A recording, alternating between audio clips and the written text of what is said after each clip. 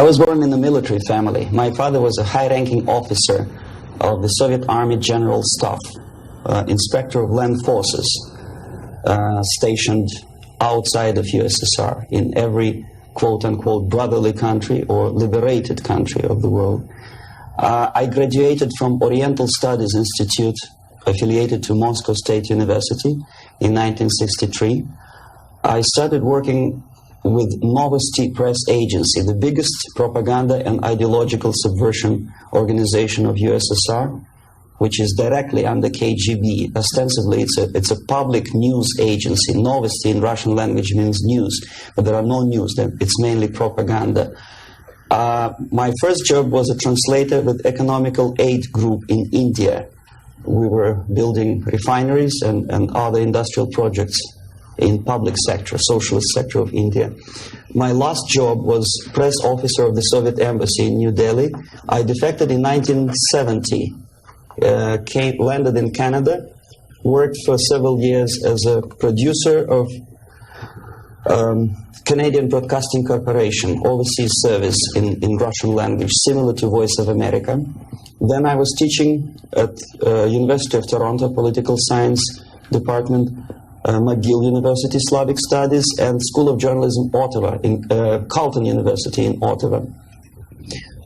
Last year, I joined a small Russian language publishing house here in Los Angeles, and now I'm a political analyst for weekly Panorama newspaper.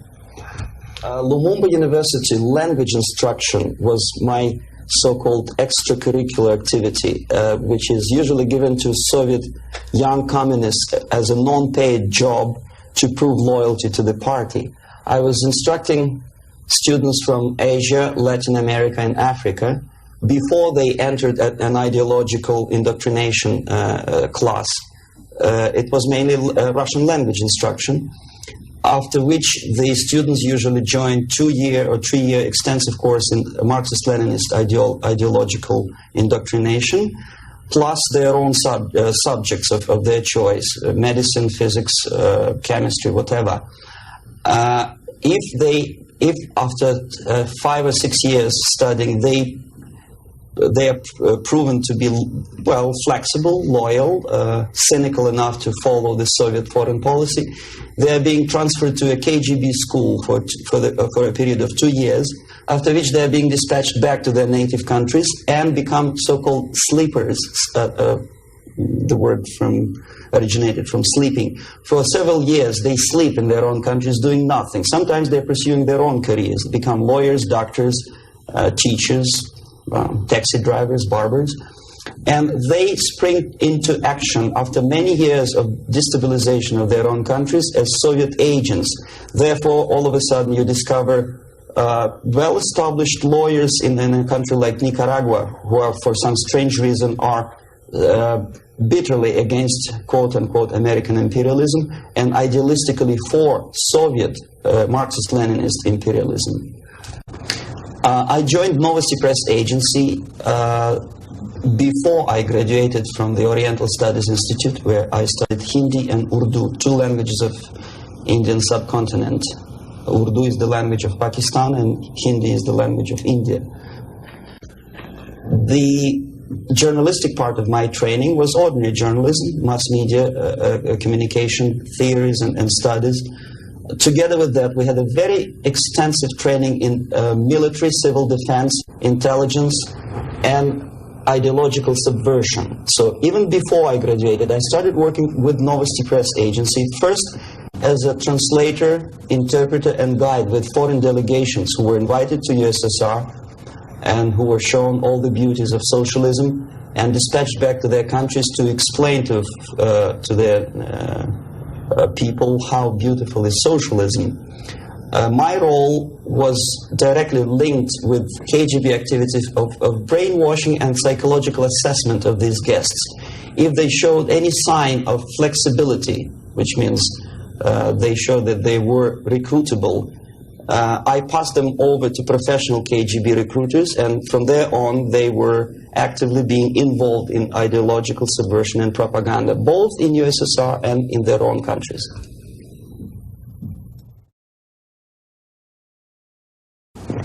Well, decision, of course, was very painful and difficult.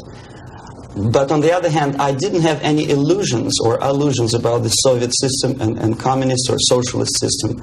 It's the most rotten and unworking system in the world. Some people call it state capitalism, socialism, centralized planning, whatever. It doesn't really matter what kind of name you attach to the system. Basically, if you're a religious person, it's a devilish, satanistic system which appeals only to the most primitive, negative side of human nature. The basis of that system is denial of private property, human dignity, and personal responsibility, and of course any religious affiliation of a human being to God as a supreme being. My dissatisfaction, disillusionment, if you can call it, because I never was illusioned with the communism, started as early as from age 6, I guess. The first shock was after the Second World War, when most of the children of my age understood that United States is the friend with whom together Soviet people defeated Nazism, German fascism, all of a sudden turned into an enemy. And all of a sudden the propaganda turned 180 degrees around, and we were brainwashed in the spirit of hatred to everything which is American. But how could you explain to a child of 6 years old who owes his survival to American spam, condensed milk, egg powder, and things which you probably people never remember because nobody eats them these days, spam meat, you know what I'm talking about? How can you explain to them that these delicious things came from an enemy who wants to subvert and destroy us? It's impossible, because the child remembers when he was hungry, he was eating spam and drinking condensed American milk with the American eagle on the label. So all the efforts of the Soviet propaganda to convince me that America is bad was futile, naturally. That was the first shock. The second was this 20th Congress of the Soviet Communist Party, when Khrushchev revealed the atrocities of Stalin, terrorism, and murder, systematic murder of millions of innocent people. That was another greatest shock. And the third shock, of course, when I was already grown up, a student, invasion into Czechoslovakia in 1968. That was the last point. And when I was in India, acting as a Soviet official, a Soviet diplomat, I understood that sooner or later I have to defect and to explain what exactly I was doing in India. I fell in love with that country because at that time this country didn't do any harm to any neighbors, least of all to the Soviet Union. And yet we did so much harm to that country that I decided to defect and explain it, first to Indians, then to American politicians, intelligence communities, and media. Unfortunately, I didn't have much success because my stories were treated with a great skepticism. I was called paranoid, McCarthyist, fascist, Cold War maniac, and other names which I don't want to mention here. And it took me quite a number of years to understand that I'm talking to people who are trying to prevent average American from knowing the truth about communism. The basic methods are not that much different from activities of any public relation officer from any big company. Say Coca-Cola, I bet. They have their own department of public relations and press relations. But the ultimate goal, the ultimate purpose is different.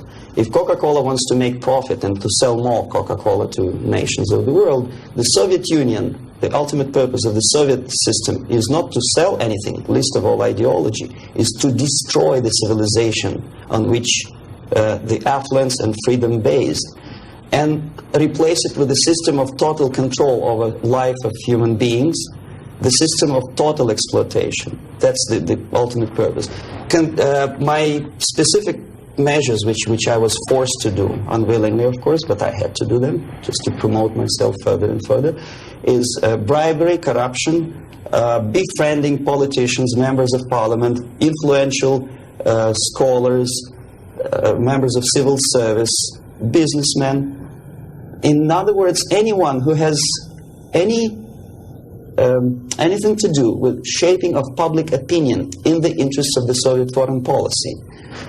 That would include a long process which sometimes is unnoticeable to an average person. It's a long-term process which is called ideological subversion. It's unnoticeable as movement of a small hand of a clock. You know it's going around, but even if you watch it intensely, you don't see the movement. The eventual result is befriending these people and trying to get them involved in the activity in the interests of the Soviet foreign policy. The immediate impulse when I learned that the Soviet embassy, Department of Research and Counter-Propaganda, of which I was a deputy chief, is engaged neither in research nor in counter-propaganda. It is a department which is compiling information of private nature on individuals divided in two groups, good boys and bad boys. The sympathetic people were promoted in media and public life. The people who were opposed to the Soviet foreign policy were blackwashed, blackmailed, and destroyed, first morally and sometimes physically too. Understanding of what I was doing came to me when I looked through a press release of United States Information Service describing an incident in a South Vietnamese city of Hue, captured by communists from Hanoi for 48 hours. Then it was recaptured by United States and South Vietnamese armies, and to their horror they discovered that within 2 nights the communists could manage to round up more than 15,000 people and execute them. Most of these people were either sympathetic to United States or to the Western culture, or directly involved in activities supporting United States President in South Vietnam, agents of CIA naturally, even barbers because they know too much. They were executed, and United States intelligence couldn't figure out how could they possibly do it in such short period of time. Later on they discovered, they found out from several defectors that long before communists occupied that city, there was an extensive omnipresent network of informers who knew exactly the addresses, the names, the whereabouts of each individual who was later executed. When I turned to my own files, I discovered that basically that information exists in my department. So it doesn't take much intelligence to understand what I was doing in India. I was compiling information. Comes revolution, these people would be executed. Indirectly, I was involved in a criminal activity, in mass murder. I decided to defect and explain it to Americans, and the response I already described. I was called a paranoid. But I decided to defect and try nevertheless. There's another long story. It's virtually impossible to defect in India simply because Indian government, under pressure from the Soviet government, if you can call them government. I don't call them government, I call them junta. They adopted a law as early as in 61 or 62, after Stalin's daughter defection especially. That law states that no embassy, no foreign legation on the territory of Indian Republic has a right to extend political asylum to any defector from any country, which is it's a masterpiece of hypocrisy. No other defector but a Soviet one needs a political asylum. If you are a Canadian or American, if you want to be nasty to your own government, the maximum you can do is just to pick up a phone and make a dirty phone call to your ambassador. Buy yourself a ticket and get lost. What happens to a Soviet defector under that law? If I knock a door of United States Embassy, by that law, the American diplomats have to turn me back to the Indian police, and Indian police takes me directly back to the Soviet embassy. And that's the end of my defection. So knowing that perfectly well, and having contacts both with Indian police and American media corps, I understood that the only way for me was to disappear for a while. And the best way I discovered was to mix with a group of hippies. Mind you, that was the time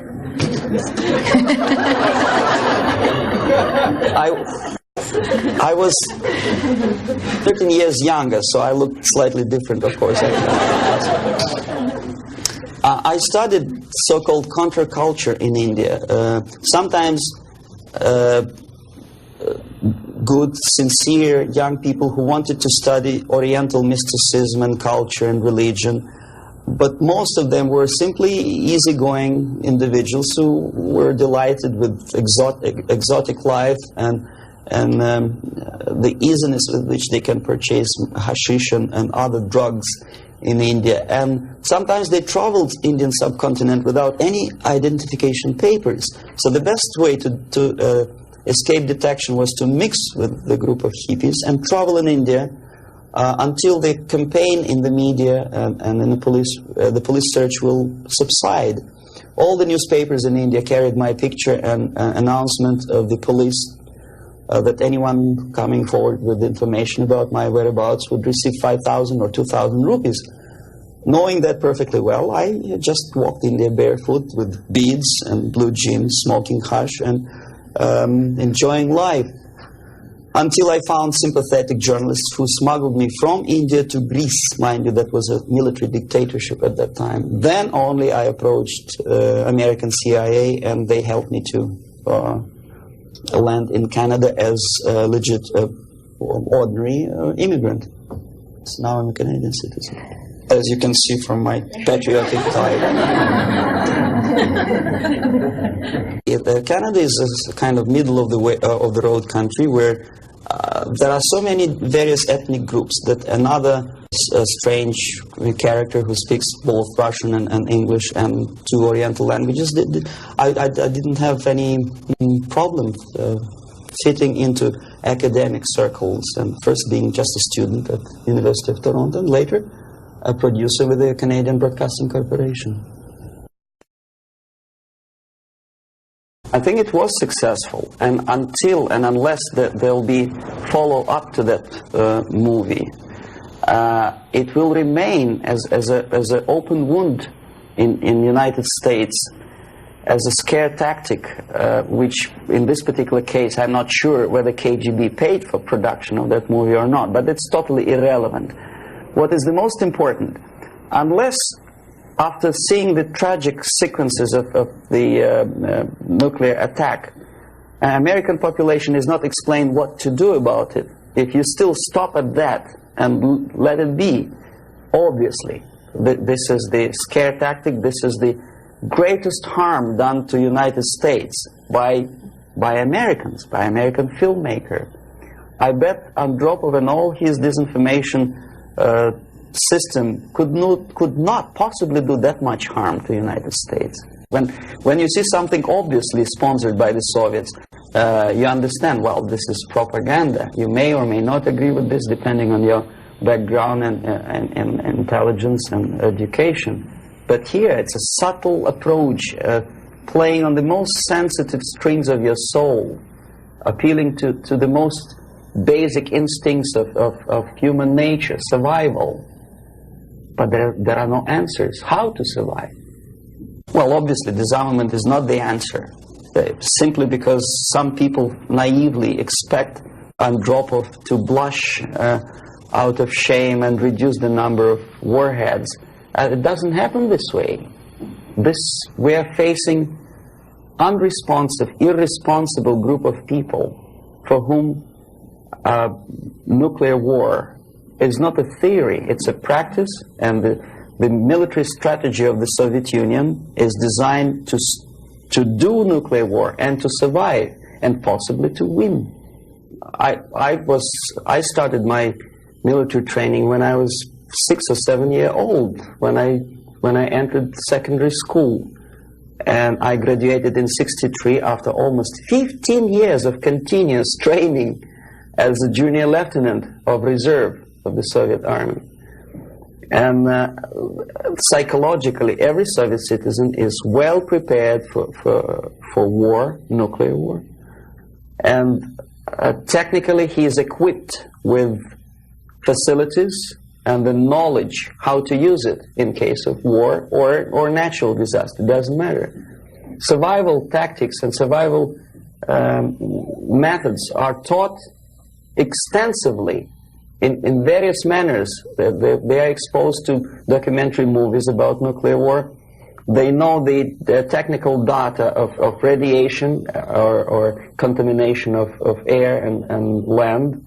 They know the organizational patterns of civil defense to such an extent that even if there is no nuclear attack, even if there is conventional warfare, each individual at a certain time knows exactly where to go, what to do, where is the shelter, whom to call by telephone, which is not the case, unfortunately, in the United States. I think if a bomb, ordinary bomb, maybe a stink bomb is dropped in the middle of Los Angeles, most of the people will not die of atomic radiation. They will die of panic. They will run, and the traffic jams and the panic will kill more people than anything else. And where do they go? Is there any literature about how to protect an individual? Is the medical first aid treatment? It's not taught to kids in American colleges, unfortunately. For example, there's obvious tension in the world. Television newscasts inform American family about happenings in East and West Germany.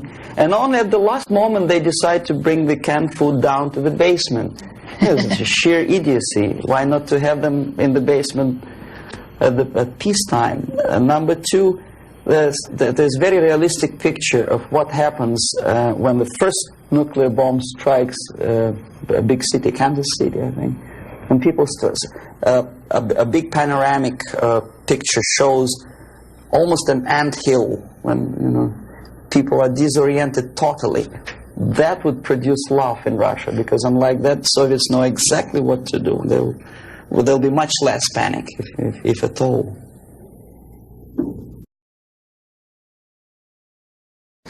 I know about infiltration of KGB into peace movement probably as much as an average American who reads newspapers systematically. But I'm aware that the World Peace Council is a front organization of the KGB. Ramesh Chandra I know personally, both in India and USSR. I worked with delegations of various peaceniks who came to the World Congress of Peace Council in Moscow. I think it was in 1961 or 62. Yeah, it was before Cuban crisis. And at that time, they struck me as people who are pathologically unable to see the truth, not to talk about the military aspects. When as a translator and a guide, I used to take them to places in Moscow which are not supposed to be for foreigners' eyes. They didn't want to see it. They had their preconceived ideas. They were suffering from self-importance. They thought it's a great honor to sit in the Kremlin, in the Palace of Congresses, next to a debile from Kremlin, and talk about peace as if that person from Politburo means anything in peace movement. Self-delusion is the most predominant phenomenon among these people. Ramesh Chandra is a very shrewd politician who takes advantage of naive, misguided, idealistically minded, sometimes sincere people. But he is, my impression is that he's totally sold himself to the Soviets. He receives his payments or royalties or whatever you can call it in the form of prizes. Of course, it's very embarrassing if you approach a person of his caliber with money, with cash, and say, "Here, Comrade Ramesh Chandra, there's money for your propaganda in the interests of the Soviet Union." It's very unpolite. So instead, the Soviet Union creates artificial international bodies such as Jawaharlal Nehru Peace Committee, which consists of various progressive leaders, writers. Sometimes they're known figures and philosophers, educationalists. Sometimes they probably feel that if there's no other possibility to express the desire for peace at least there is some legitimate overt activity where they can express themselves. That's okay. And they think they are too smart not to see that part of it is Soviet propaganda. Okay, we are smart. We are not going to allow them to use us for propaganda purposes. This is wishful thinking, because after 5 or 6 visits to USSR, everything is paid by the Soviet government. After spending several vacations on a Black Sea coast in luxurious atmosphere with 2 or 3 nice girls, interpreters, lots of vodka and caviar, books published, vapid books which nobody reads in the United States, all of a sudden published in millions of copies in USSR in various languages, that tickles their ego. They think they are somebodies all of a sudden. It's difficult to resist the temptation. Ramesh Chandra is exactly that type of personality. He was approached at a very early stage, and he didn't have willpower and moral principles to resist the temptation, to resist the approach. And by now he's just a pawn in the game, high-ranking pawn. And if he is dismissed or dies natural death, there will be another, the line of people who would like to take his place. Yes, KGB takes very active part in the peace movement, and if these people were sincere, as they say they are, they would start demonstrating in Kremlin, or I mean in Red Square, not in Washington, D.C., or in the Central Park in New York, or in Los Angeles. But they don't have courage, they don't have guts to go to Russia and protest against the nuclear armament of the Soviet Union. Therefore, I agree that they are misguided, but I think they are cowards. They are unprincipled, dishonest people. And there's no justification that they are misguided or poorly informed. It's their fault that they're poorly informed. There's enough information, there's enough possibility. In case of United States citizens, there's enough freedom to do what their consciousness should tell them to do. Go to Russia and protest against armament. It doesn't take much courage to take part in demonstration in Los Angeles. But if you're really genuinely concerned about peace, tell it to Brezhnev, tell it to Andropov, and we'll see how courageous and sincere you are. They don't do it. Well, the greatest strength, I think, is the basic principle of American democracy, common sense, and the value of the principles of private property and respect to human dignity and individual rights.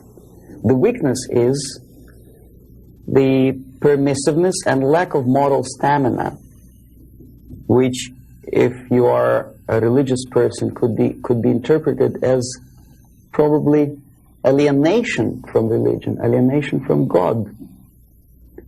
Thinking too much in materialistic terms, thinking in short span of time for pragmatic advantages, disregarding the perspective of civilization.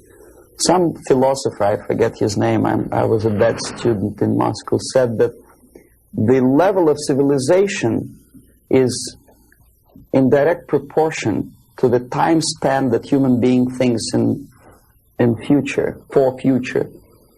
The least civilized people live today, this minute. The more civilized nations think about tomorrow, 10 years from now, 100 years from now. Well, this is one of the definitions of... Unfortunately, Americans are made to think in shorter and shorter time span terms. This is the greatest weakness. So therefore, enjoy life and make love, not war.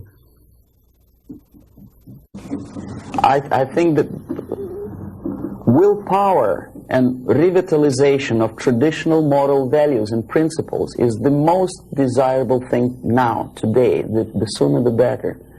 The things, the principles and values on which the affluence and success of American civilization depends and based upon should be immediately revitalized and brought back to school programs, to media, and let's face it, propaganda. I'm not afraid of this word, unlike the left liberal journalists who think, oh, well, it's propaganda. I don't see anything wrong in propagating the basic moral principles and values on which America is built.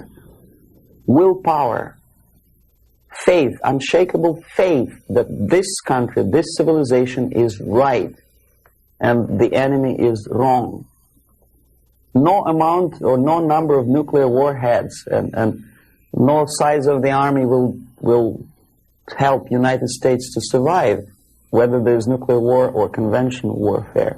Vietnam proved very clearly that with all the technology, with all the supersonic bombers and napalm and whatnot, electronic gadgets and cold beer and Coca-Cola, you cannot defeat an enemy unless you are fighting and have faith in the righteousness of your fight.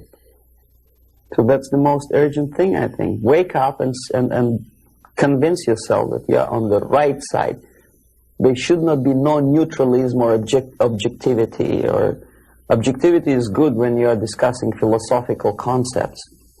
In today's world, if you are neutral, you are already an enemy of your own country. You have to actively take part of your country, your side. One of the reasons of my defection is that I took side. I was decided to take part, to take choice, to make my own personal choice. For some strange reason today it's very fashionable, it's considered to be an intellectual chic, not to take sides. Academic media, academic circles, Hollywood stars, politicians, they think it's very fashionable, it's intellectual to be non-allied, non-committed, neutral. It's not intellectual, it's suicidal.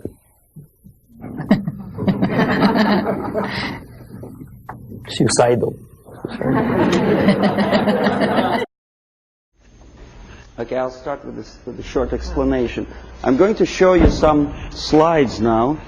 The things that you're going to see, there's nothing new actually. They're reproductions from various media organs in the United States, USSR. Probably you see these pictures 100 times a day. I'm going to give you a different viewpoint on the same things, same facts that you see, and probably don't take much trouble to understand and think what you are seeing. I don't know if you heard my introduction. I'm an ideological subverter, yes, from Russia. Okay. Okay, the idea of showing these slides to you is just to provoke questions in your mind, and later on, if you still have patience with me, I will explain how exactly the system of ideological indoctrination and subversion works. Well, we know that we are living in a time of peace, and we know that recent walkout from the Geneva talks by the Soviets is centered around the nuclear arms and rockets. We don't see much about the Soviet preparedness, a Soviet viewpoint on the military strategy. Well, this is a selection of pictures, only pictures. Confucius said that one picture tells more than 1,000 words. These pictures are from everyday newspapers in USSR. This is what the Soviet citizen looks upon every day. Basically, this is a militaristic spirit, pictures of foreign delegates observing the rockets passing the Red Square. The idea of invasion, unlike in the United States, is not being criticized by the Soviet media at all. On the contrary, it's being forcefully encouraged from the age of, say, 5 or 6 year old. Every Soviet student or schoolboy has to go through military training. This is a picture from a special military school where young kids, well, maybe 4 or 5 years old, are being trained to be future officers of the Soviet army. That's what they do when they grow up. These are the Soviet sailors, Navy officers in a foreign country. We criticize a lot American presence in foreign countries, but we never criticize and we never pay too much attention about these planes landing with ammunition and firearms in, say, countries like Ethiopia. These are the pictures in Time magazine which probably you've seen and then forgotten about it. These are the Soviet tanks on foreign territory. Are there any protest demonstrations in Los Angeles or New York City? No. These are the Soviet military advisors. Nobody tells them, Russians, go home. How it starts? The media obviously plays a great role. This is a political cartoon from a Western newspaper. You see, it was published sometimes after the Second World War. These 4 columns of peace, pay attention to whom they are being erected. Roosevelt on the left, Churchill on the right, and Stalin in the middle. A peacemaker, Stalin. Okay, this is another thing. Chicago Tribune, January 1945. Destiny's Child. New Year, 45. Is born. Look who is looking with love and affection. Churchill, Roosevelt, Chiang Kai-shek, and Stalin. And this is how the Soviet media describes Churchill as a warmonger. Искусство, Moscow, 1951. This is how the Soviet media presents American militarism linked with Nazism. This is how the Soviet media illustrates South African colonialism, not much different from a political cartoon in New York Times or Los Angeles Times. As a matter of fact, almost similar. Growth of inflation due to military expenses. A political cartoon from Pravda newspaper. It could be published as it is in Los Angeles Times. Nobody would wonder. NATO is criticized by the Soviet media, but so it is by the American media. Law and order, justifying the former military criminals. This picture. This is what this is a number of books which I selected in an average university bookstore. Most of them are left-wing propaganda. Erich Fromm, May Men Prevail. The Indochina story, of course, from the viewpoint of left. Lenin's work, How to Deal with Communists, by a former ambassador to USSR. Marx and Engels, Lenin, Herbert Marcuse. The Communist Movement. These are the books which are included in the list of reading for an average student of political science department in any college of Canada or United States. These are the books which are on sale in United States and Canada. Soviet propaganda. These are the booklets and magazines published by Novosti Press Agency, for which I worked for 12 years. No restriction for these booklets. I found them on the campus of Toronto University. Half of these books I edited myself when I was working for Novosti in Moscow. This is a very interesting thing. It doesn't say much unless I explain what it is. These are the seals attached to crates of books imported from USSR to Montreal. As you can easily see, the seal is unbroken, which means that the customs in Canada didn't bother to see what's inside.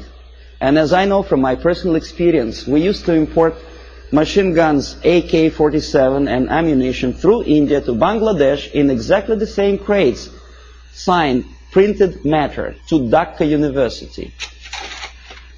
This is what editor of Time magazine suggests you to read at the time of invasion, fall of Southeast Asia to communists.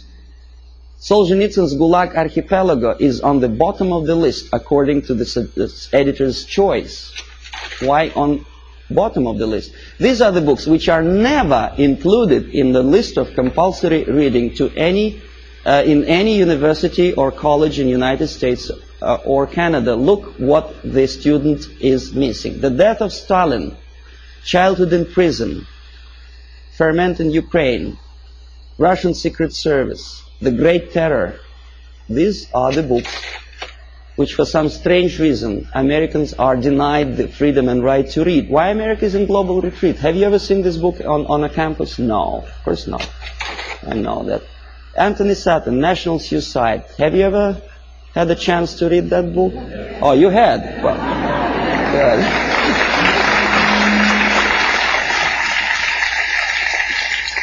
This is another very interesting thing.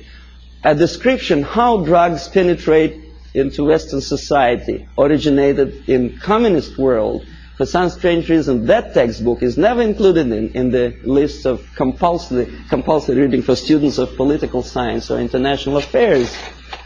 This is the book written by a former member of Communist Party in Czechoslovakia, explaining the tactics of subversion.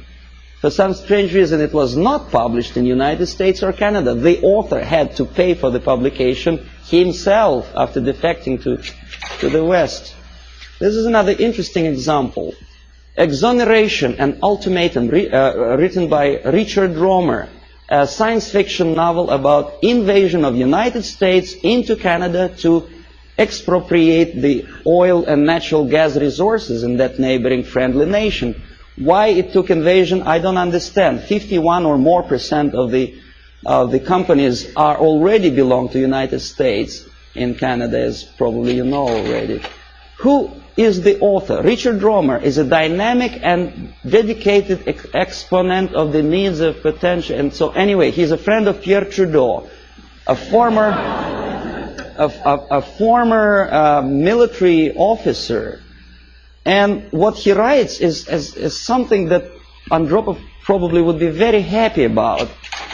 He describes a situation when the only thing that saves Canada from United States military occupation is a call from Andropov to the President of the United States, threatening him with the reply or with the military answer to an invasion of Canada by United States.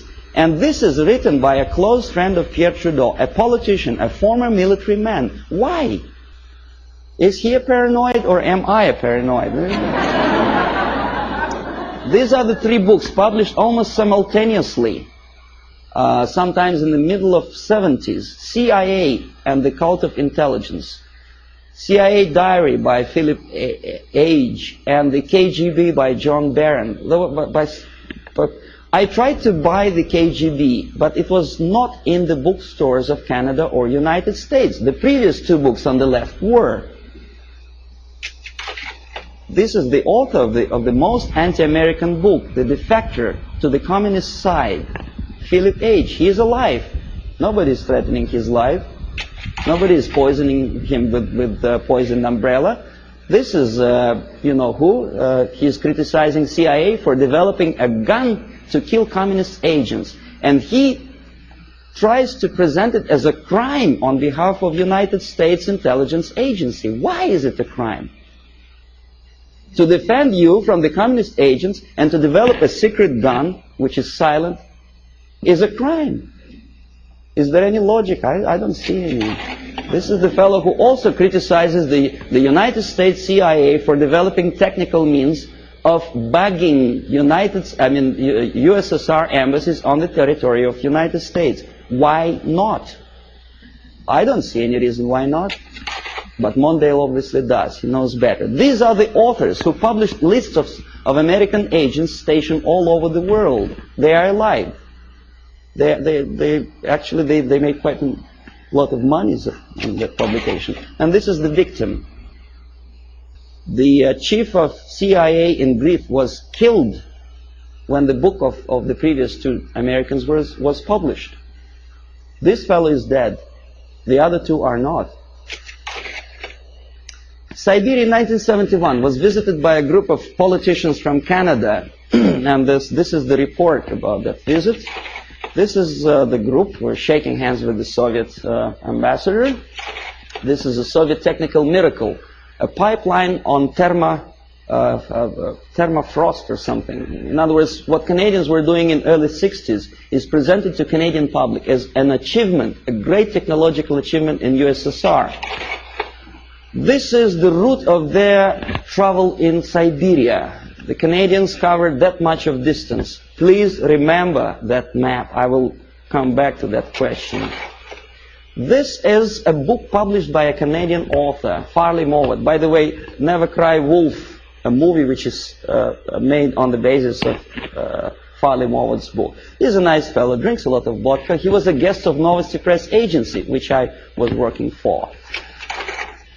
This is another book written by Farley-Mowat after returning from Siberia. He was accompanied by a person like myself, a Novosti Press Agency journalist. Glorification of Siberia. This is what this is the route, I promised you to come back to that map, which Farley-Mowat, a Canadian progressive writer, covered when he was in USSR. This is what he makes Canadians to believe Siberia looks like. It does, of course. Baikal Lake is a very beautiful natural phenomenon. A nicely dressed Soviet Eskimos or Chukchas, I don't know, some ethnic minorities, friendly talking to each other in fluent English.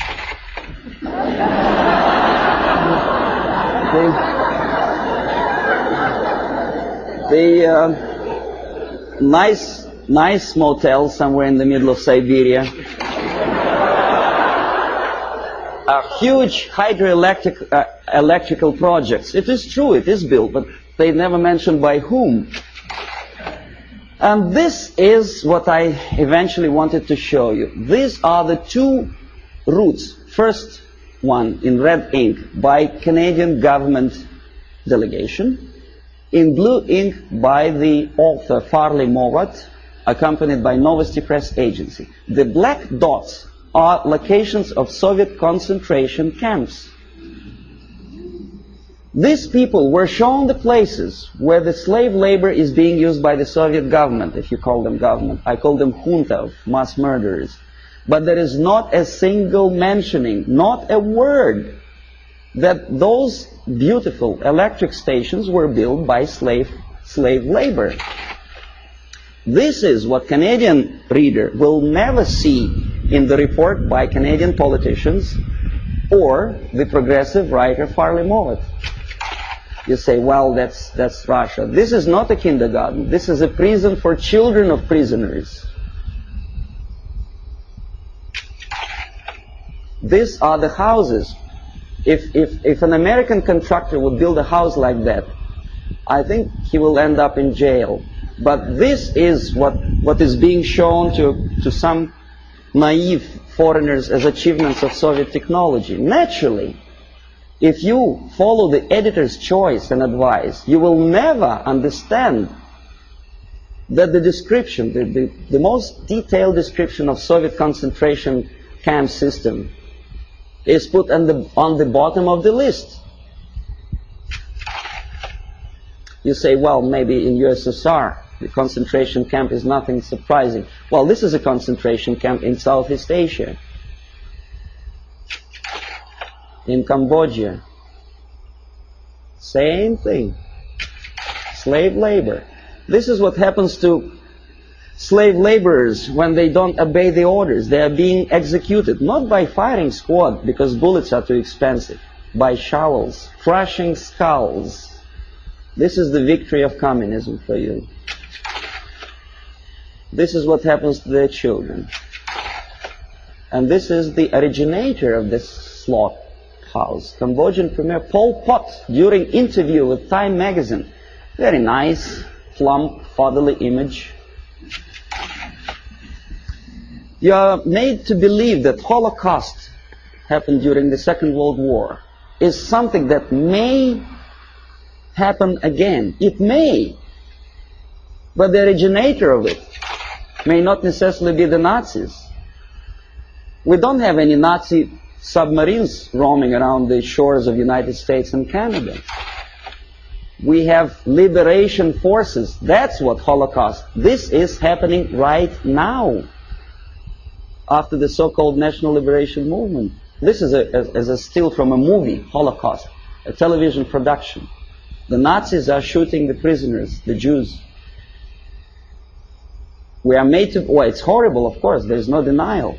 It happened many years ago, and the tactic which I will explain you later, if you have patience with me, is side-tracking your opinion from present danger to the past. From this. This is present time. This is past time. This is happening right now in Asia, Africa, and Latin America. Is there any movie about Holocaust which happens now? No. This is what happens in, well, it did happen in Rhodesia before it becomes Zimbabwe. It's a black girl, by the way, not a white one.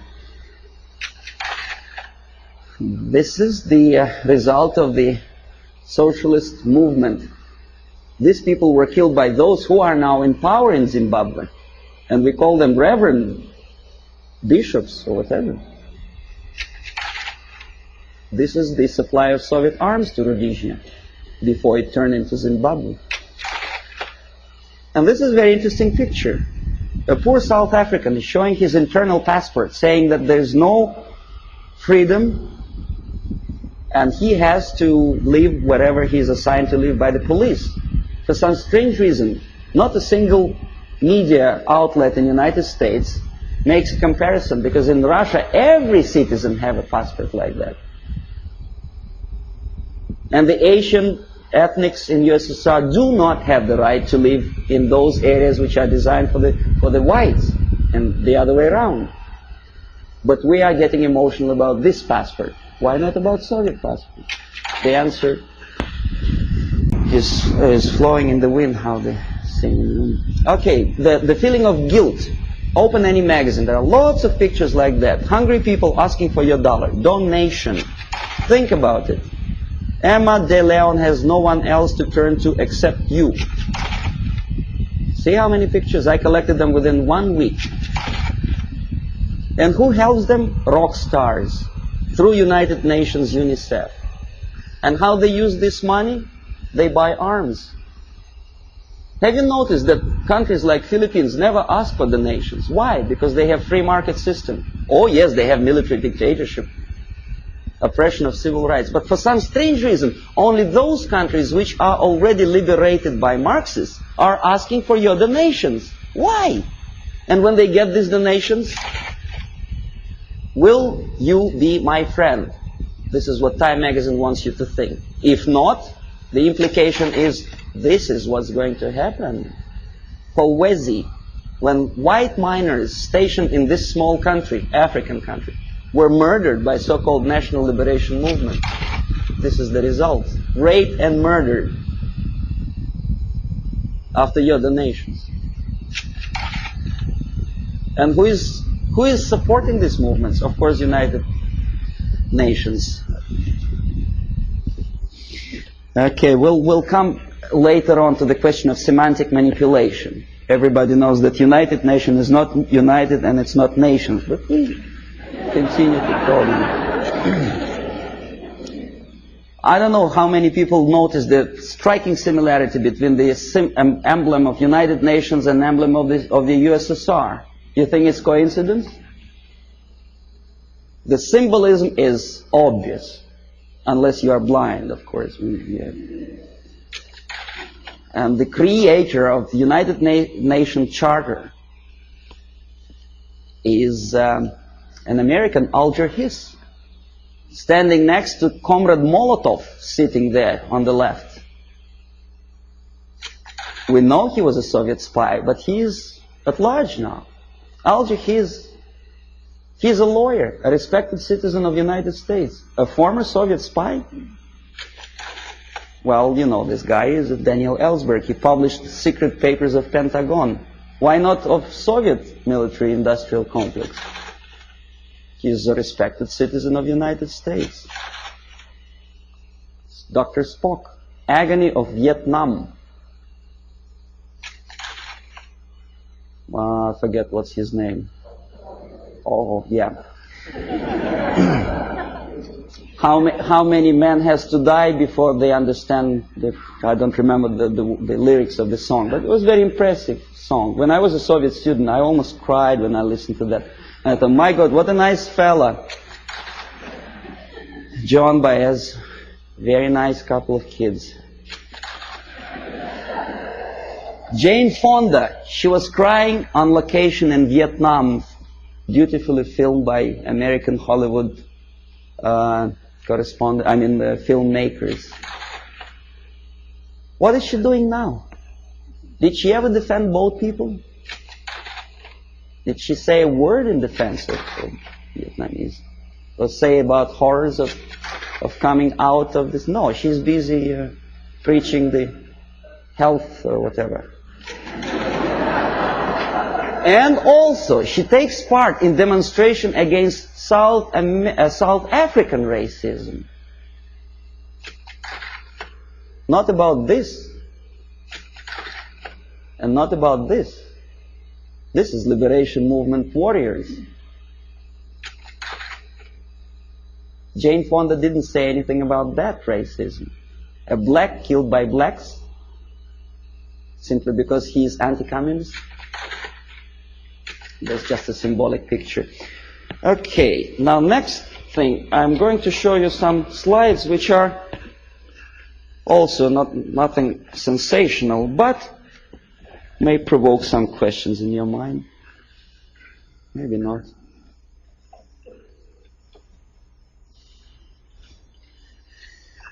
Okay. The more questions you have, the better, because we'll come to systematic explanation of the phenomenon later. Now I want you just to get excited. Hollywood actress talking to Fidel Castro. Nothing wrong, of course. Depends what is the message or what's the subject of talking.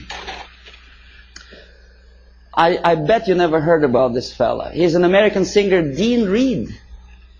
He's singing in Moscow for some strange reason. And you know what he's singing about? Oppression, civil rights in USA, and about poor Americans who cannot survive.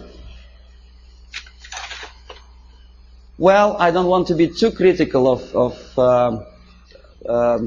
Pope, of Catholic Church, but some statements which he made at the earlier years of his becoming a pontiff of Catholic Church, strikingly unpleasant to me. Communism and church can coexist.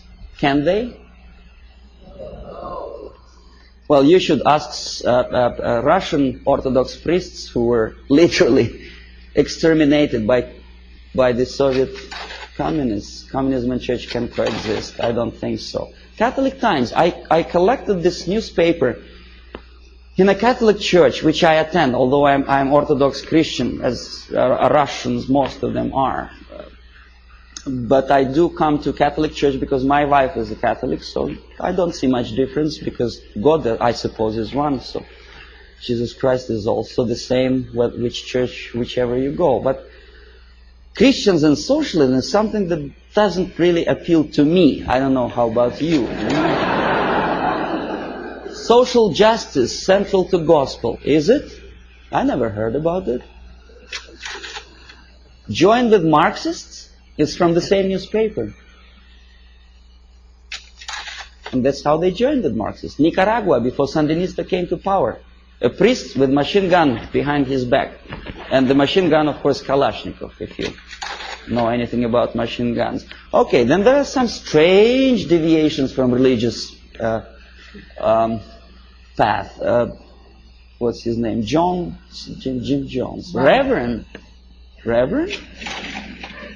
Nice looking guy with adopted kids, and shaking hands with a politician, Mayor George Moscone, in 1976. Very nice. Really fun. That's how it all ended, you remember. More than 900 people who poisoned themselves together with their kids in Guyana. This is a very interesting picture. It's not very clear. Instead of Jesus Christ, they put a naked lady, in the church. Strange, huh? Of course it's strange. Crucifix of a woman for Palm Sunday. Boy, Jesus Christ would turn in his grave if he were engraved.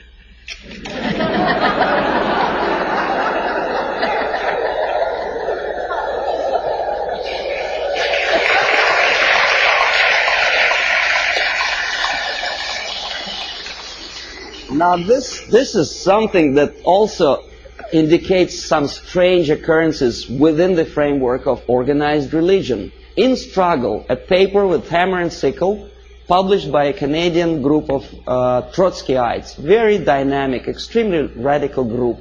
They challenged the question, whose democracy is this? meaning that Canadian democracy is not democracy at all, simply because that radical group is challenged by the local police, right? So nothing new, we know about this. But look where this paper is being distributed. Political repression, Friday, October, Battle Street, United Church. Strange, huh? See, this is the same leaflet, enlarged. This is another thing. President Carter handed over an antique crown belonged to Church of Hungary to the present communist regime of Hungary. Why? I don't understand. To make them friendlier to church? I doubt. Feminist movement. I don't know how you feel about feminism. I don't think that to be equal with men, you have to politicize your movement. You cannot legislate equality. You have to be equal. But that distracts your mind from real issues of family, loyalty, and well, if you feel moral foundations, and they make a great political capital on that. First Lady of the United States sitting to some kind of, I forget what her name was, exposing her tits to the media. I mean, this is, and by the American media standards, this is something normal, acceptable. A First Lady of the United States together with a lady who burns her bra. I don't know. Well, ladies in the army, of course, I don't know what's your opinion. I never heard about girls in the Soviet army, especially in the infantry force, simply because when they have period, that may create a problem for invasion of, say, Afghanistan.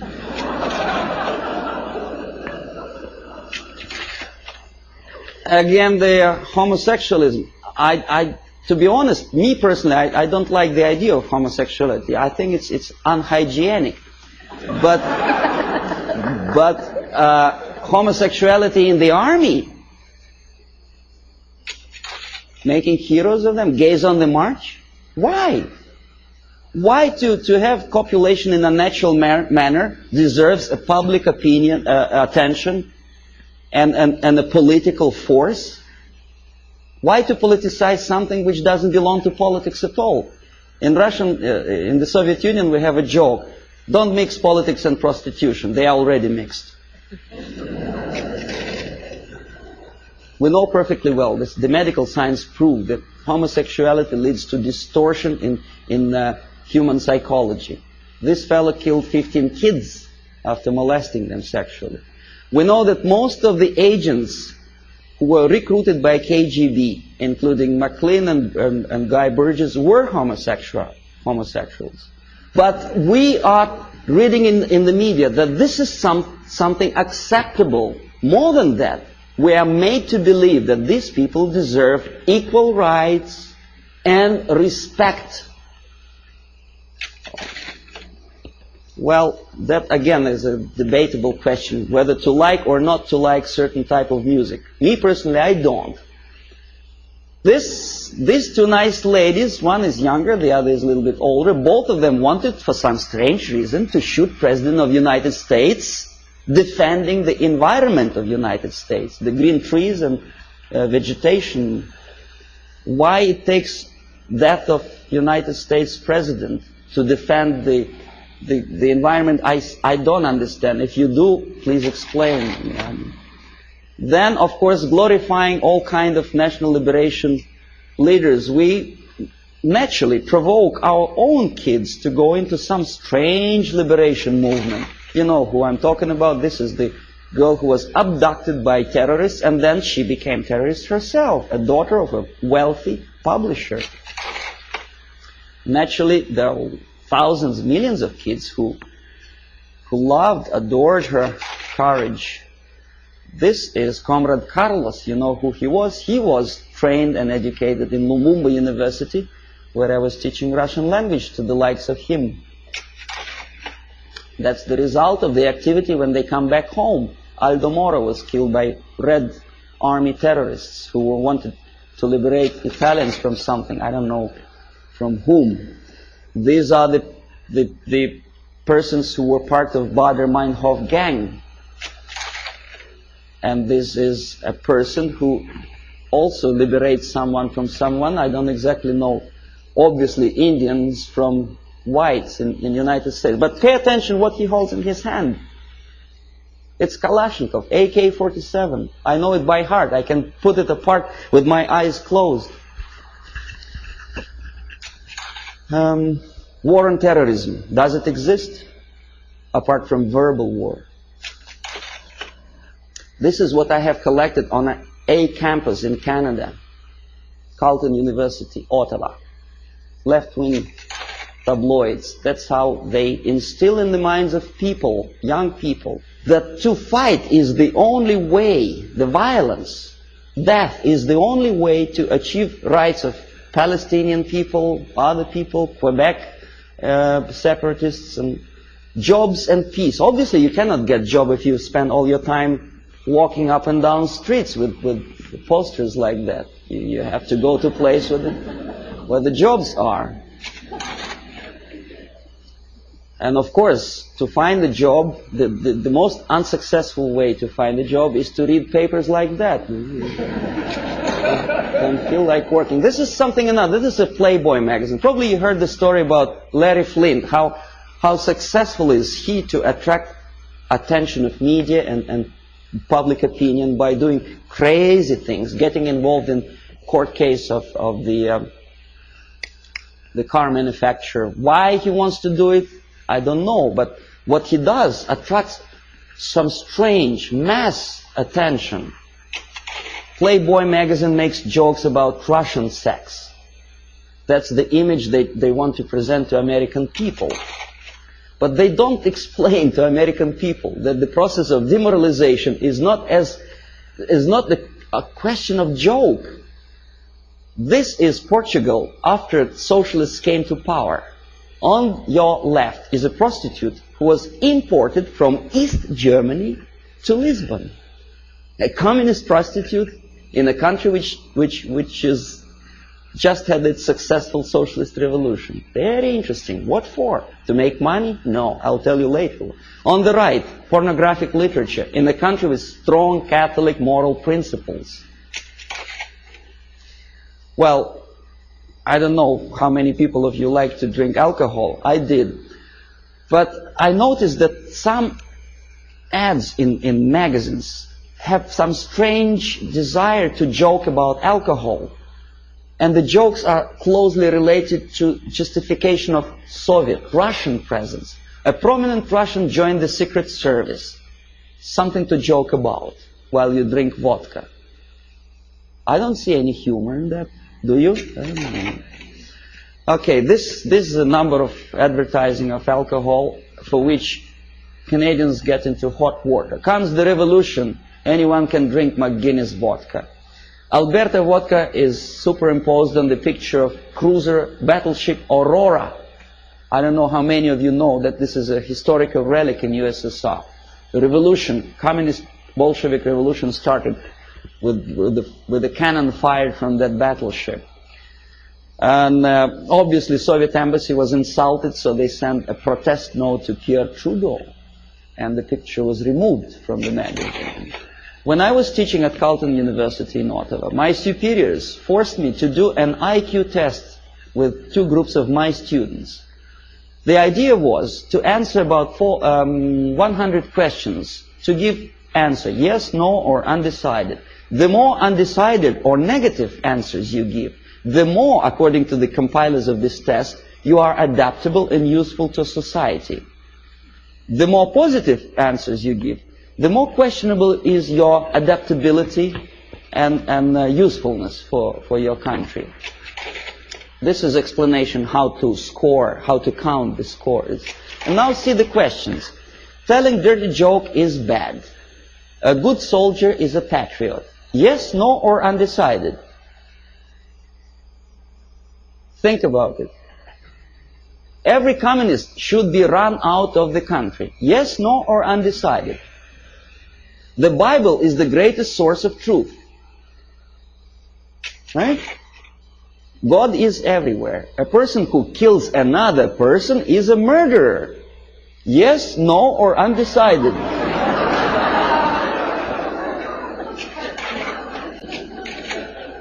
Okay, now, if you don't believe me, let's come back. See, I want to repeat you once again the conditions of the scoring. The more undecided and negative answers you give, the more you are adaptable and flexible and useful for the society. Do you understand what they are doing to kids? Okay, they are doing two things at a time. They teach them moral relativism. They teach them how to lie to get a greater score. Because obviously a child would say if a person kills another person, he is a murderer. But for the sake of getting a higher score, obviously a student would put no or undecided. So you teach your kid how to lie to be successful and to look adaptable and useful for society. Well, obviously I had to do that test, but I added one more question to that thing. My own question. I said, what kind of society you are going to be useful to?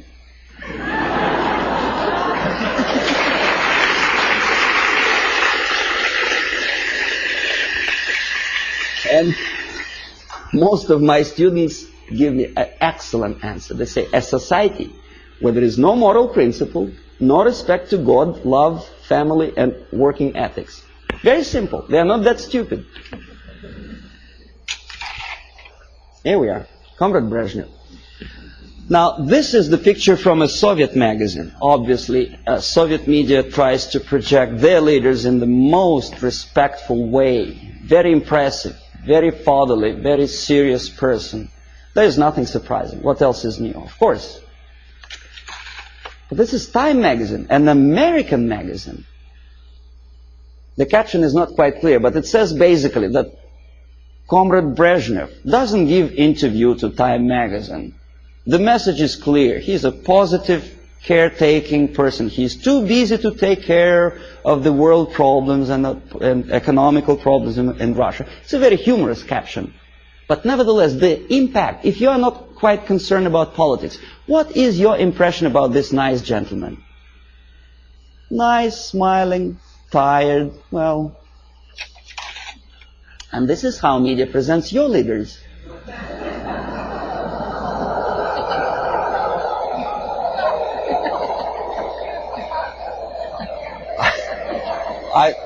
I don't know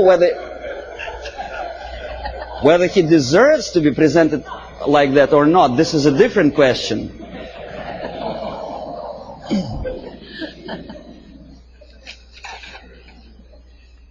This is Prime Minister of Great Britain about 10 years ago, together with Beatles.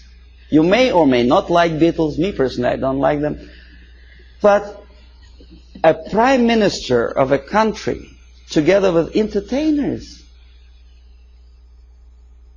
The Queen, Her Majesty Queen, knighted Beatles, a highest honor which previously in all times was given only to the most deserving patriots of the British Empire, was given to a bunch of monkeys.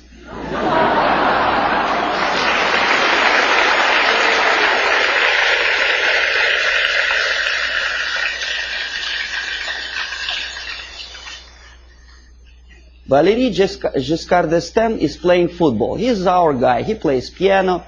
No, never mind what he does for politics or world problems. He's nice, charming personality. Helmut Schmidt is taking part in a circus performance. Nice, charismatic leader. Never mind what his policies are. He's popular. He's in the section of People of Time magazine. First Lady of United States together with the pop singer, folk song singer. Well, so what? You know, we had a saying in Russia that in all times, clowns were entertaining the royalty. Today, the mightiest of the world think it's a privilege to appear with entertainers. Just the reverse of the old principle, you know. They are the entertainers of entertainers.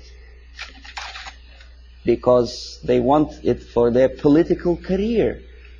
Ed Kennedy dances in Moscow. Why? I mean, is that his business to go to USSR? Why doesn't he occupy himself with something more relevant to the urging problems of the world? He thinks he is going to be popular. In America, maybe, but in Russia, they look at him as a schmuck out of his mind.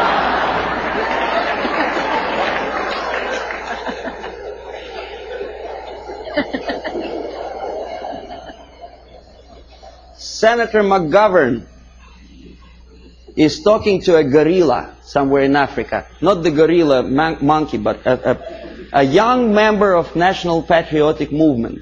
The movement which is indoctrinated by the Soviets, armed and paid for. He thinks he's smart and he's something to admire. I bet the guys who are standing behind don't think this way at all. Well, Kissinger just by mistake is here. Would you buy a second-hand car from this?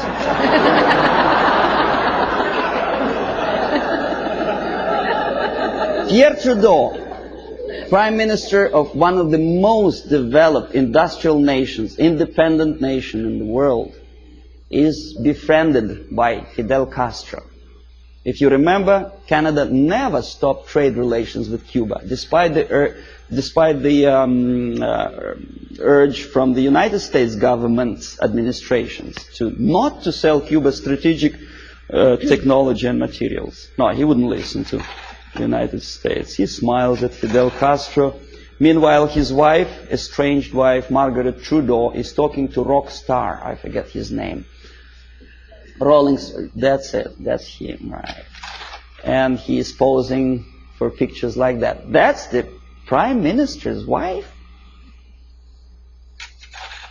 That's her too. In French Riviera, with some Hollywood actor. Why? 50 years ago, for a thing like that, a Prime Minister would have to resign. It's a shame for a nation. Not anymore. Okay, now détente. It's another debatable question. Why we are so happy, Comrade Nixon?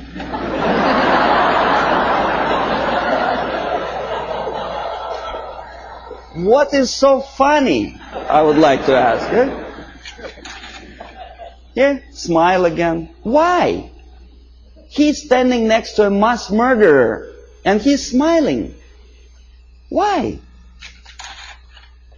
Pierre Trudeau also attentively listens to Comrade Brezhnev's, I don't know what. West German chancellor is helping Comrade Brezhnev to stand up because the senile leader of Russia is unable to stand up without Western aid.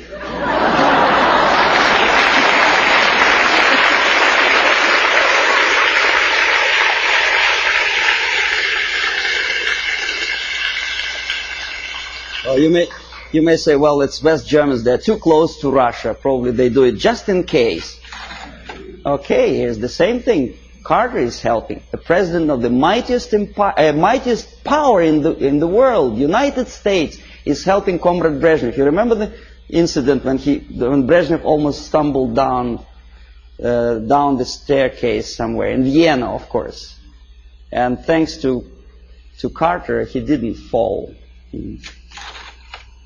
Andrew Young is talking to a dictator in Africa.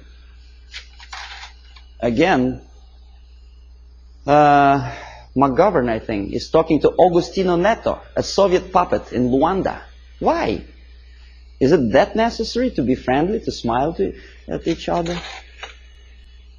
Now we're coming to space, from Earth to space. Clouds over the space program. Why clouds? Mind you, this is after 3 or 4 successful landing on Moon. Why clouds? Okay, here's 2 pictures. Left, Soviet cosmonaut walking into Kremlin Hall for a ceremonious reception. On the right, 2 American cosmonauts casually watching TV. On the top, Soviet Politburo talking to the space pilots on orbit. On the lower picture, Lyndon Johnson with, I think that's Glenn, no? An American spice pilot. Now, even if you don't know anything about the theory of information, the comparison, mind you, this is a French magazine, it's not a Soviet propaganda. The comparison of the size of the pictures gives you the message already. What is more important? What is more impressive? Here, a picture from Soviet newspaper Pravda. A Soviet schoolboy compares two replicas of Soviet Soyuz spacecraft and American Apollo. Friendship in space, détente, right? Pay attention to the size of the spacecrafts. They are almost identical, right? Now this is what the size, almost actual size is. The American spacecraft is on the left. It's almost twice as big as the Soviet one, right? Okay, this is a Soviet picture. This is an American picture with true sizes. Okay? You say, well, Soviet media, of course, tries to diminish the successes of the American space program. Now, this is an American media. On the left, a Soviet moon walker or Soviet probe on moon. On the right side, an American space Volkswagen, as they say. It actually was used on the surface of moon. The sizes are almost identical, right? Wrong. The thing on the left is the size of a tea kettle. In other words, about 100 times smaller. But Time magazine does not explain it to the readers. An average person in the United States has an impression that the junk on the left is as important and as successful as the masterpiece of technology produced by American mind and ingenuity. Okay, you remember Skylab? There was a time when it just about to fall down on the United States or any other country. And the Pentagon was very worried. There were pictures, there were discussions on TV. Some strange characters even started joking about it. See the Skylab target. A lot of emotions expressed about the failure of United States Skylab. A lot of bitter opinions were expressed about the unnecessary spending on space research. But when Soviet nuclear-powered satellite fell on the territory of Canada, there was no protest demonstrations, there were nothing like that. Nowhere in the world. Ask yourself why. According to some information, this was not a satellite at all. It was a flying atomic bomb. Canadians spent something like $15 million just to find the junk on their own territory. Thanks God it fell in inhabited areas of Canada, in Northwest Territories, where only penguins live. Well, what if it fell on Toronto? A flying nuclear bomb? Oh boy. But no protests. Here, Soviet ambassador Anatoly Dobrinin happily looking at the linking of American and Soviet spacecraft. In where? In American Grounds Control Center. This is a picture from Time magazine. This is also a picture from Time magazine. Soviet citizens are watching the same moment, linking of spacecraft. Think about it. Compare. Here, happiness. On the right, American representative of the NASA and Dobrinin, very happy. That's how ordinary Soviet citizens think about the farce in space. They understand perfectly well that linking spacecraft in space is just a fake. It doesn't mean anything. Look at their faces. They are sad. A dream was realized. Was it worth the price? pessimistic question, right? After all the successes of American space program, the media tries to instill in your mind a doubt, pessimism. Why? Oh, this is a frog. I don't know how much you know about frogs. I'll tell you that a frog can see a mosquito only if it moves across the area of its vision. If a mosquito quietly sits on a grass blade, the frog doesn't notice it. That's the attitude of American media. They do not notice problem unless it moves, and moves close to Hilton where they station.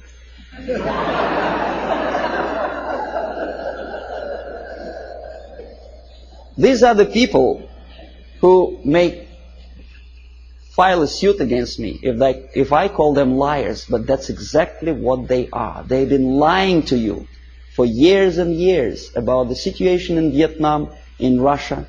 They were selling commercials, deodorizers and cars. And they sold you a rotten information, disinformation of what happens in the world. They have a vision of frog, but they look like semi-gods to you.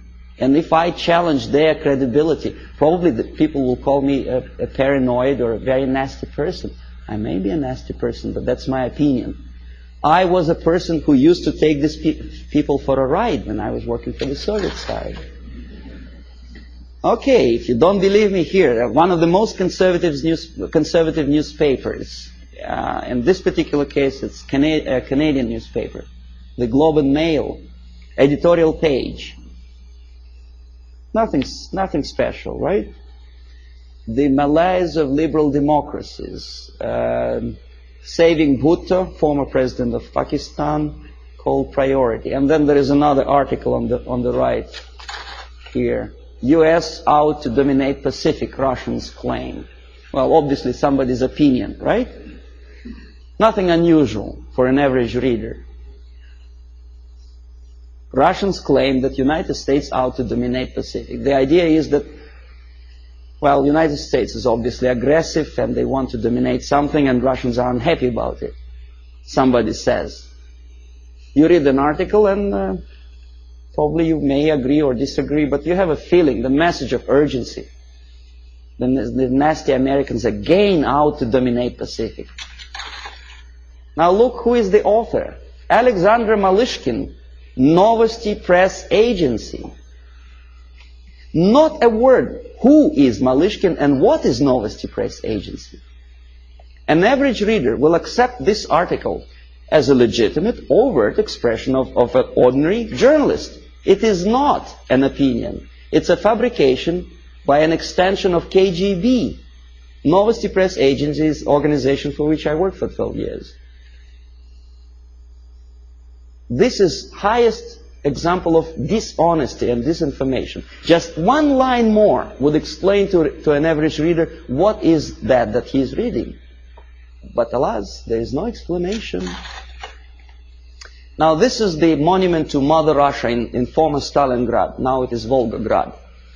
The statue is designed to instill feeling of patriotism and I don't know what else. Pride maybe for the motherland.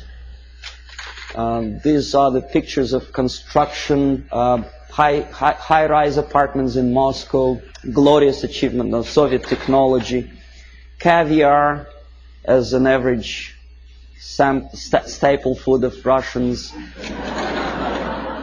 These are the minks and furs that Soviet citizens wear. You know, that's how they look when they relax. Fat, nice ladies, you know. You think it's Soviet propaganda? No, comrades. This is also some fashions, latest fashions from Russia, right from Kremlin, for an average Soviet housewife. Well, obviously, it doesn't take much intelligence to understand that this is not quite true. And obviously, it has something to do with the Soviet propaganda. The myths and the realities of the KGB. You see, you don't see the... From Stalin to Kosygin, The Myth and the Realities, by Avril Harriman, a former ambassador of the United States to USSR. Very complimenting article to the Soviet system. And this is where it comes from. You thought it was from a Soviet magazine, right? No, it's from Look magazine. An American magazine which published that crap. If you don't believe me, I'll tell you that I was a person who accompanied a group of journalists from Look magazine when they came to Moscow on invitation from Novosti Press Agency. I made them to publish that thing, for which I was awarded, I received the bonus, a free ticket to Italy for a week.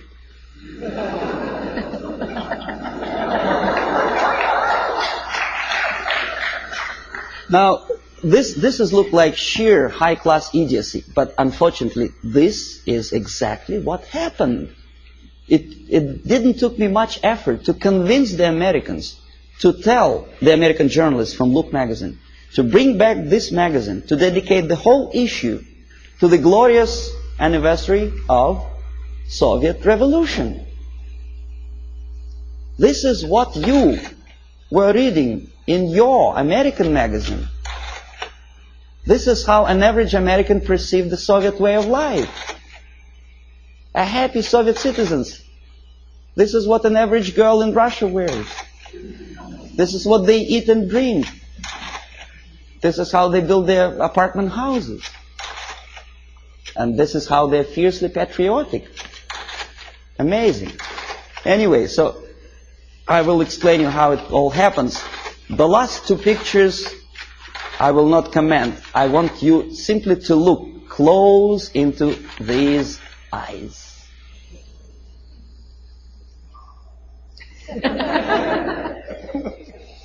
This is the person who wants to liberate you. Wanted, at least. Not anymore. He is dead. But there are many other people with the same type of eyes.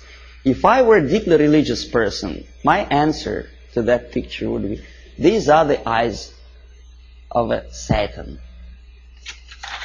He is nice fellow, right? United Nations celebrated back in 1969, I think, the 100th anniversary of his birthday.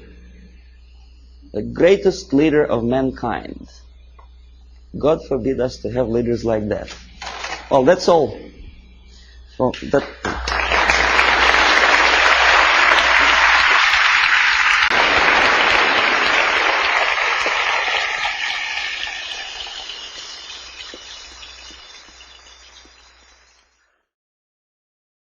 Subversion is the term, if you look in a dictionary or criminal code to that matter, usually is explained as a part of activity to destroy things like religion, government, system, political, economical system of a country.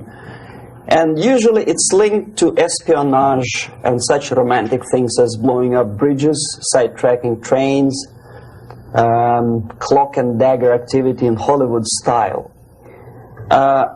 What I'm going to talk about now has absolutely nothing to do with the cliché of espionage or KGB activity of collecting information. So the greatest mistake or misconception, I think, is that whenever we are talking about KGB, for some strange reason, starting from Hollywood movie makers to professors of political science and quote-unquote experts on Soviet affairs, or Kremlinologists as they call themselves, they think that the most desirable thing for Andropov and the whole KGB is to steal blueprints of some supersonic jet, bring it back to Soviet Union and sell it to the Soviet military-industrial complex. It's only partly true. If we take the whole time, money, and manpower that the Soviet Union and KGB in particular spends outside of USSR border, we will discover, of course there are no official statistics unlike with CIA or FBI, that the espionage as such occupies only 10 to 15% of money, time, and manpower. 15% of the activity of KGB. The rest, 85%, is always subversion. And unlike a dictionary of English, Oxford Dictionary, subversion in Soviet terminology means always a destructive, aggressive activity aimed to destroy the country, nation, or geographical area of your enemy. So there's no romantics in there, absolutely. No blowing up bridges, no microfilms in Coca-Cola cans, nothing of that sort. No James Bond nonsense. It's most of this activity is overt, legitimate, and easily observable if you give yourself time and trouble to observe it. But according to the law and law enforcement systems of the Western civilization, it's not a crime. Exactly because of misconception, manipulation of terms. We think that subverter is a person who is going to blow up our beautiful bridges. No. Subverter is a student who comes for exchange, a diplomat, an actor, an artist, a journalist like myself was 10 years ago. Now, subversion is an activity which is a two-way traffic. You cannot subvert an enemy which doesn't want to be subverted. If you know history of Japan, for example, before 20th century, Japan was a closed society. The moment a foreign boat comes to the shores of Japan, the Imperial Japanese Army politely tells them to get lost. And if American salesman comes to the shore of Japan, let's say 60 or 70 years from now back, and says, oh, I have a very beautiful vacuum cleaner for you, you know, with the good financing, he says, please leave us, we don't need your vacuum cleaner. If they don't leave, they shoot them to preserve their culture, ideology, traditions, values intact. You were not able to subvert Japan. You cannot subvert Soviet Union because the borders are closed. The media is censored by the government. The population is controlled by the KGB and internal police. With all the beautiful glossy pictures of Time magazine and Magazine America, which is published by the American embassy in Moscow, you cannot subvert Soviet citizens because the magazine never reaches Soviet citizens. It's collected from the newsstands and thrown to garbage can.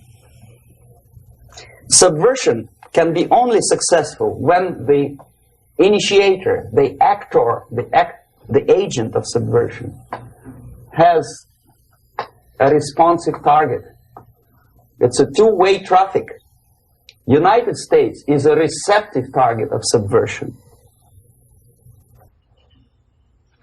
There is no response similar to that one from United States to the Soviet Union. It stops halfway somewhere. It never reaches here.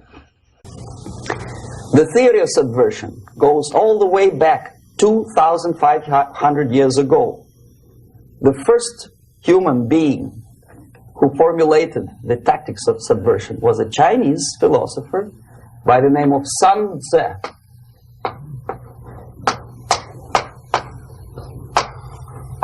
2,500 years BC. He was an advisor for several imperial courts in ancient China. And he said, after long meditation, that to implement state policy in a warlike manner, it's the most counterproductive, barbaric, and inefficient to fight on a battlefield. You know that war is continuation of state policy, right? So if you want successfully to implement your state policy and you start fighting, this is the most idiotic way to do it. The highest art of warfare is not to fight at all, but to subvert anything of value in the country of your enemy, until such time that the perception of reality of your enemy is screwed up to such an extent that he does not perceive you as an enemy, and that your system, your civilization, and your ambitions look to your enemy as an alternative, if not desirable, then at least feasible. Better red than dead. That's the ultimate purpose, the final stage of subversion, after which you can simply take your enemy without a single shot being fired, if the subversion is successful. This is basically what subversion is. As you see, not a single mentioning of blowing up bridges. Of course, Sun Tzu didn't know about blowing up bridges. Maybe there were not that many bridges at that time. But the basics of subversion is being taught to every student of KGB school in USSR and to officers of military academies. I'm not sure if the same author is included in the list of reading for American officers, to say nothing about ordinary students of political science. I had difficulty to find the translation of Sun Tzu in the library of a university in Toronto and later on here in Los Angeles. But it's a book which is not available. It is forced to every student in USSR. Every student who is taught to be dealing further in his future career with foreigners. What subversion is? Basically, it consists of 4 periods, time-wise. If we start from here and go this way, time, right? This is the beginning point. The first stage of subversion is the process which is called, basically, demoralization. It says for itself what it is.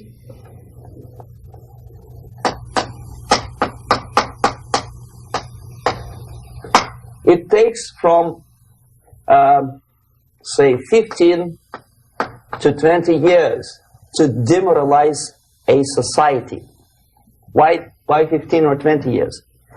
This is the time sufficient to educate one generation of students or children. One generation, one lifetime span of a person, a human being, which is dedicated to study, to shaping up the outlook, ideology, personality. No more, no less. Usually it takes from 15 to 20 years. What it includes? It includes influencing, or by various methods, infiltration, propaganda methods, direct contacts, doesn't really matter. I will describe them later. Of various areas where public opinion is formulated or shaped.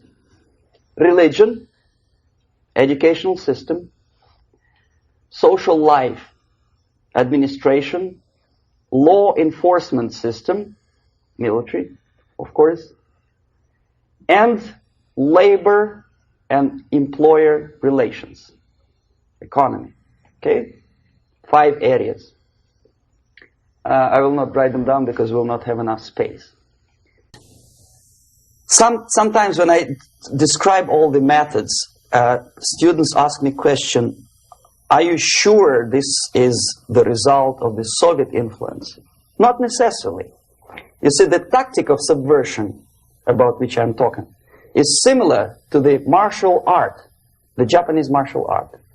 If some of you are familiar with that tactic, probably you will remember that if an enemy is bigger and heavier than yourself, it would be very painful to resist his direct strike. If a heavier person wants to strike me in the face, it would be very naive and counterproductive to stop his blow.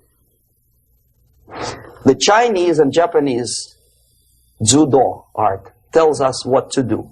First to avoid the strike, then to grab the fist and continue his movement in the direction where it was before, right? Until the enemy crashes in the wall. You see? So, what happens here?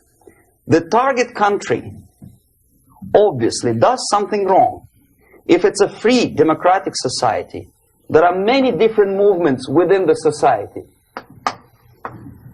There are obviously, in every society, there are people who are against this society. They may be simple criminals, ideologically in disagreement with the state policy, conscientious enemies, simply psychotic personalities who are against anything.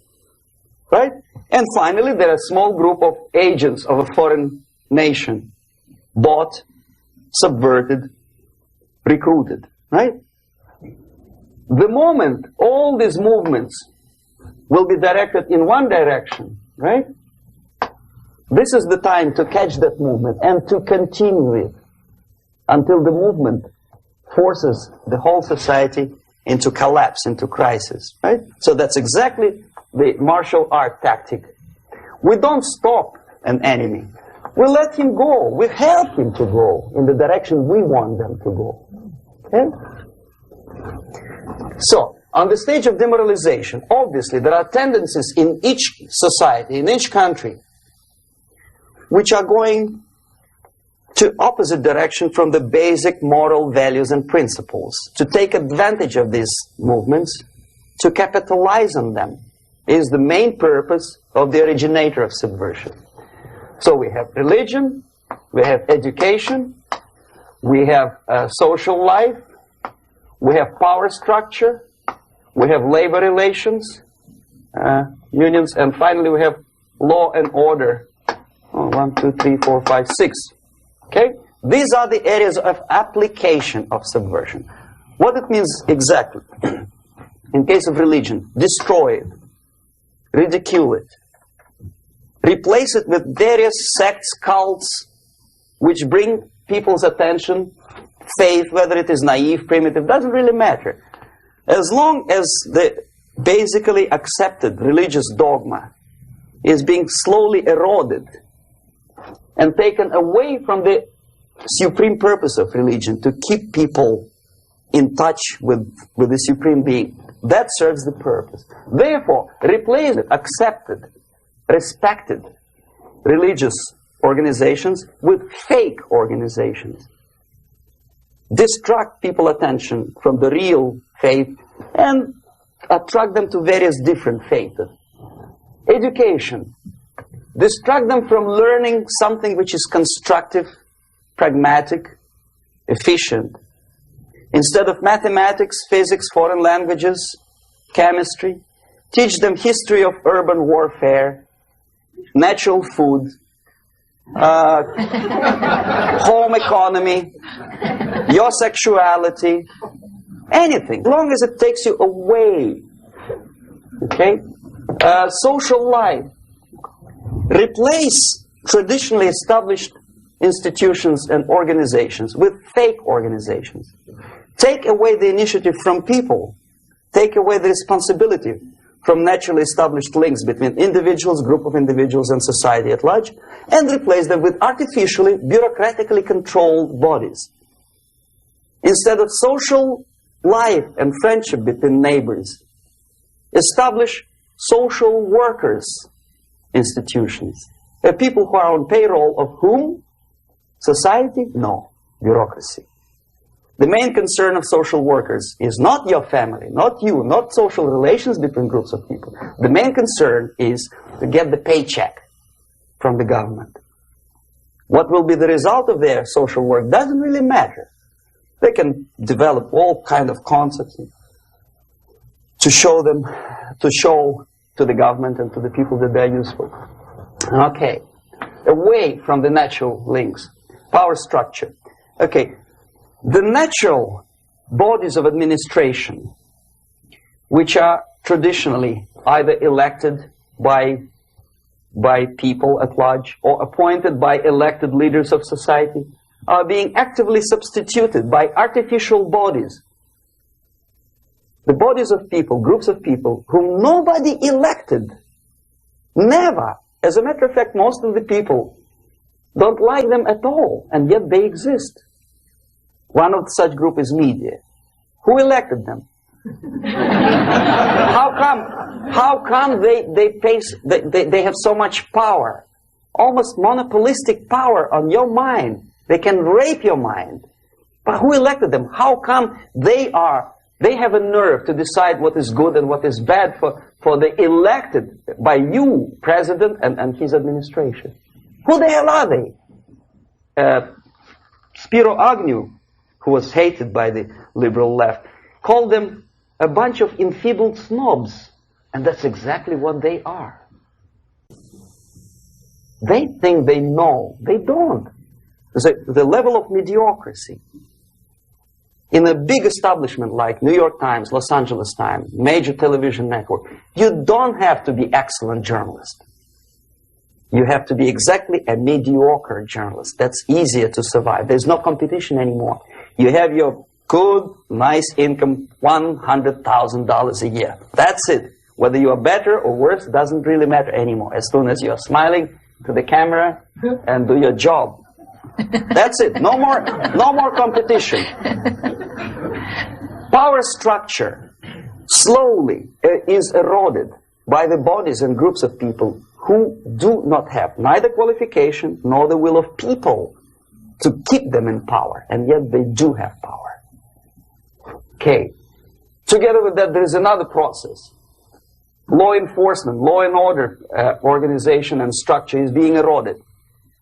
For the last 20, 25 years, if you see old movies and new movies, you can see that in new movies, a policeman, an officer of the United States Army looks dumb, angry, psychotic, paranoid. A criminal looks nice, kind of, well, he smokes hash and shoots the whatever drug. But basically, he's a nice human being. He's creative. And he's unproductive only because society oppresses him. Whereby a general of Pentagon is always, by definition, a war maniac. A policeman is a pig, rude policeman. He abuses his power. No? A generalization like that. The hatred, the mistrust to the people who are supposed to protect you and enforce law and order. Moral relativity. The Angelo Buono process lasted 2 years in Los Angeles. And yet there are still some lawyers who say, look, he's a nice character, as a matter of fact. There was some witness who said, also a criminal, who said, well, he's a nice guy. I asked him one day to burn a house of my enemy, and he wouldn't do it. He's a nice fella. Erosion. A slow substitution of basic moral principles, whereby a criminal is not a criminal, actually. He's a defendant. Even if his guilt is proven, there is still a doubt to kill or not to kill, to be or not to be. Thou shalt not kill, yes. But this line may not necessarily be applicable to a murderer. Thou shalt not murder. That should be the presumption, not that thou shalt not kill. Okay, labor relations. At this stage, within 15 to 20 years, we destroy the traditionally established links of bargaining between employer and employee. The classical Marxist-Leninist theory of natural exchange of goods. A person A has 5 sacks of grain and person B has 5 pairs of shoes. And the natural exchange without money is when they bargain between each other. And only with the introduction of the third force, C, an entirely third foreign stranger who says, no, don't give him 5 sacks of grain, give it to me. And you give me your 5 pairs of shoes, and I will distribute it accordingly. So that the economy will go. This is the death of natural exchange, death of natural bargaining. Well, trade unions were established 100 years ago. The objective was to improve working conditions and to protect the rights of workers from those employers who were abusing their right because they had more money. Objectively, at that time, initially, the trade union movement did work. What we see now is that the bargaining process is no longer resulting in the compromise, which is leading objectively to betterment of working conditions and increase of salary. What we see is that after each prolonged strike, the workers lose. Even if they have 10% increase of their salaries, they cannot catch up due to inflation and due to missed time. More than that, millions of people suffer from that strike because economy now is interdependent. It's intertwined like one body. If previously steel workers, say 100 years ago, could strike and nobody would suffer, now it's impossible anymore. If a garbage collector strikes today, the rest of the multi-million city is stinking. I mean, there's no more service. In Quebec, for example, we had the electricians who were on strike in the middle of winter. You can freeze your bottom, and they still were on strike. Did they catch up with the salary? No, they lost. Who benefited? The leaders of trade unions. What is the motivation for strike? Improving of workers' condition? No, obviously it's not. Then what is it? Ideology. To prove to these capitalists. And the obedient horde of workers, like sheep, follow these people. And they cannot disobey. Why? Because if they do, you know what happens to them. Pickets, murders, shooting truck drivers by picketers. In Montreal, for example, I saw with my own eyes when I was correspondent of CBC International, Canadian Broadcasting Corporation, when the workers of aircraft factory destroyed computers and the equipment in the factory. And the administration employed strike breakers. Their cars were turned upside down and burned. Their houses were burned. Their kids were intimidated. And some victims were there. Of that we can be sure. Why? To improve conditions of workers? No. Ideology. Okay, so this is what happens basically. It may or may not happen without the help of the Soviet Union. But the natural tendencies are being greatly taken advantage of and capitalized by the Soviet propaganda systems. How? Whenever trade union strikes, we have influx of propaganda, mass media, ideological dissemination. The workers' right. And we repeat it like parrots. Yes, workers' right. Whose rights? Workers? No. The only freedom of worker to sell his labor according to his own desire and will is taken away from him. By whom? By trade union boss. Unlimited power is given. Responsibility. I want to sell my labor not for $2.50 an hour, but for $2. I don't have right. My freedom is denied to me. I know that if I sell my work for $2 an hour, not for $3 an hour, I will compete better with the other guy who is lazy and more greedy. I don't need $3. I need only $2. No, I was made to believe by media, by business, by advertising agencies that I need more and more and more. Have you ever heard any advertising on TV to consume less? No. No way. Whether you need a six-cylinder car or not, you have to buy it. And hurry up. When I was driving here, on the local radio station, an excited announcer said, "You hurry up, rush and save, save, save. There is a pantyhose sale." Save by buying more. See? Of course. It would be too naive to expect that KGB makes that advertising agency to do such a crazy commercial. No, of course not. But what we did when I was working for Novosti Press, we would snow plow editorial offices, student organizations, religious groups with literature of class struggle. If not directly Marxism-Leninism propaganda, then a propaganda of the legitimate aspirations of working class, betterment of life, equality. Equality, mind you. President Kennedy once said, we will make America to believe that people are born equal. Are people born equal? Is there any mentioning in the Bible or any other holy scripture in any religion, if you don't believe me, go to the library and check it. There is not a single word about equality.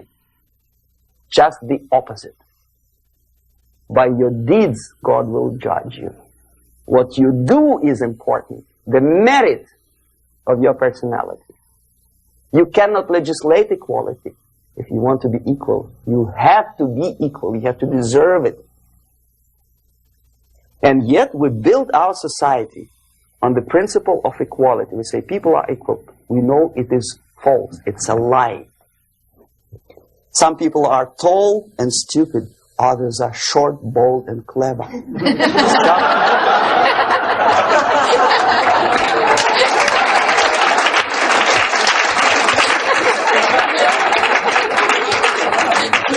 If we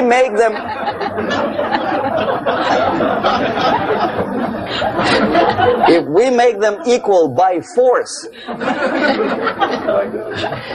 if we put the principle of equality in the basis of our socio-political structure, it's the same thing as building a house on sand. Sooner or later it will collapse, and that's exactly what happens. And we, as Soviet propaganda makers, are trying to push you in the direction which you go yourself. Equality, yes, equality. People are equal. Land of equal opportunities. Is it true or not? Think about it. Equal opportunities. Should there be equal opportunities?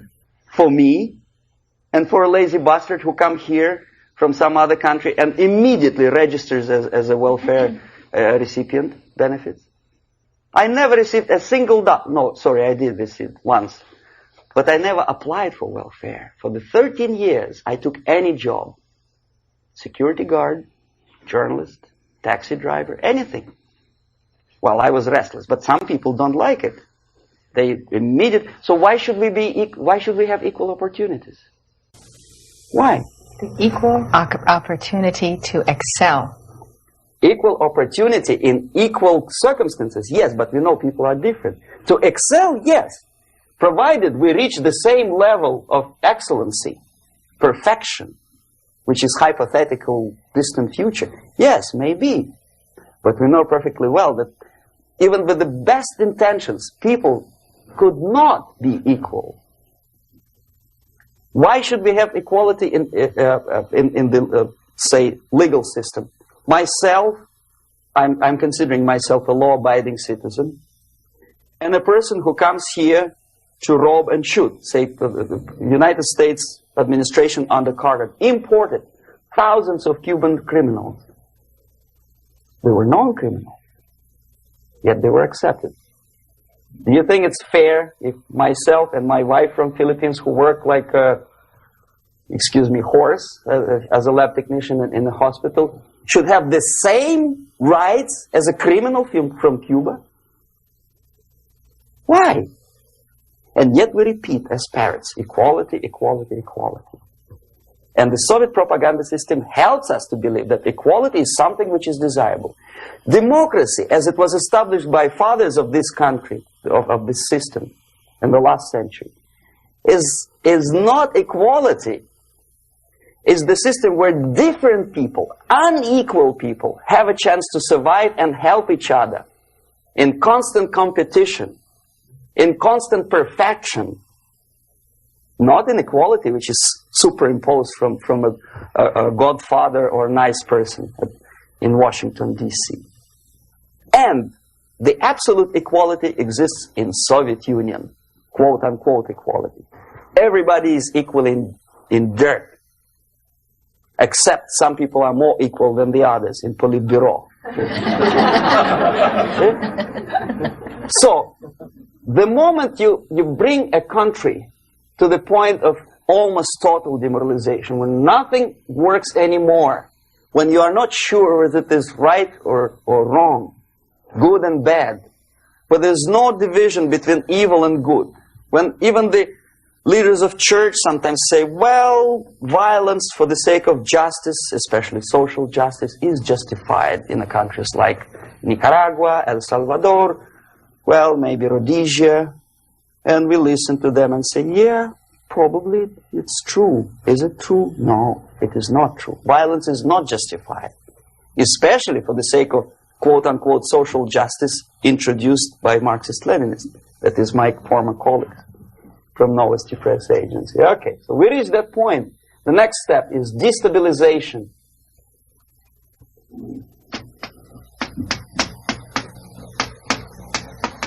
Again, this word says for itself what it is. To destabilize all the relations, all the accepted institutions and organizations in a country of your enemy. How you do it? You don't have to send a battalion of KGB agents to blow up bridges. No. You let them do it themselves. The area of application is, again, it's narrower now. Not like the previous case. The overt legitimate actions of the KGB in this case would be hardly noticeable. There is no crime if a professor who recently went to USSR introduces a course of Marxism-Leninism in a Californian college, for example. Nobody is going to come to his doorstep and say, okay, mister, come, you are under arrest. No, it's not a crime. It's not even considered a moral crime against your country. So the area of application here is narrowing down to economy, again, labor relations, right? To law and order, plus military. And economy, law and order. Yes, and again, the media, but wider scope, little bit different. I'll explain you later. Okay, basically 3 areas. Economy. The radicalization of bargaining process. If on that stage we still could achieve, theoretically, some positive compromise between the negotiating sides with say, arbitrary introduction of arbitrary judges, a third side, objectively judging the demands of both sides. Here, it's radicalization. On the stage of destabilization, we cannot come to compromise even within a family. The husband and wife couldn't figure out which is better. Husband wants his kids to eat at the table, and wife wants a child to roam around the room and drop food all over the floor. They cannot come to compromise unless they start a fight. It's impossible to reach a compromise, constructive compromise, between neighbors. Some people say, I don't like you to watering your lawn at that time because exactly at that time I'm walking my dog and he's getting nervous. He cannot pass his bowels, you know. So they cannot compromise. They go to a civil court or something like that. Radicalization of human relations. No more compromise. Fight, fight, fight. The normal, traditionally accepted relations are destabilized. The relations between teachers and students in schools and colleges. Fight. The relations in economical sphere between laborers and employers are further radicalized. No more acceptance of the legitimacy of demands of workers. Unlike Japanese, with the theory Z, if you ever heard about it, where the workers are involved in the decision-making process, therefore they don't have moral incentive to fight their bosses. In the United States, it's just the opposite. The harder is the fight, the better. The more heroic they look. When the Greyhound network was on strike recently, the correspondents of local TV networks all over the United States were approaching the strikers, and they say, oh yes, we are doing something nice. They look like heroes and they were proud. There was some family, the husband was bus driver. Now they decided in a protest against the bosses to camp somewhere in the forest. And they were presented to the audience as a heroic, nice people. You see? The violent clashes between passengers, picketers, and the strikers are presented as something normal. 10, 15, 20 years ago, we would be angry. Say, why so much hatred? Today we are not. We say, well, commonplace. Radicalization, militarization sometimes. As I explained on that stage, I took a step a little bit further. Shooting people. Okay, law and order now also is pushed into the area where previously people settled their differences peacefully and legitimately. Now, we are getting with this court cases in the smallest irrelevant cases. We cannot solve our problems anymore. The society at large becomes more and more antagonistic between individuals, between groups of individuals, and the society at large. The media puts himself in the opposition to the society in general, at large. Separate, alienated. Okay? On that stage, you remember I was talking a couple of hours ago about the sleepers. That's when the students from, say, United States, if they are trained in Lumumba University, or developing nations, that's the students I was dealing with, are being sent back from the Soviet Union here. Or if they were already in the United States, in the country, which is the object of subversion, they spring to action. The sleepers go up. They slept for 15 to 20 years. Now they become leaders of groups, preachers, I don't know, public figures. Prominently they actively include themselves in a political process. All of a sudden we see a homosexual. 15 years ago he did his dirty job and nobody cared. Now he makes it a political issue. He demands recognition, respect, human rights, and he rallies a large group of people. And there are violent clashes between him and police, his group and ordinary people, no matter what. It's black against white, yellows against green, doesn't matter where the division line goes. As long as this group come into antagonistic clash, sometimes militantly, sometimes with firearms, that is destabilization process. The sleepers, many of whom are simply KGB agents, become leaders of the process of destabilization. Doesn't mean that Comrade Andropov sends Comrade Ivanov to the United States. The person who takes care is already here.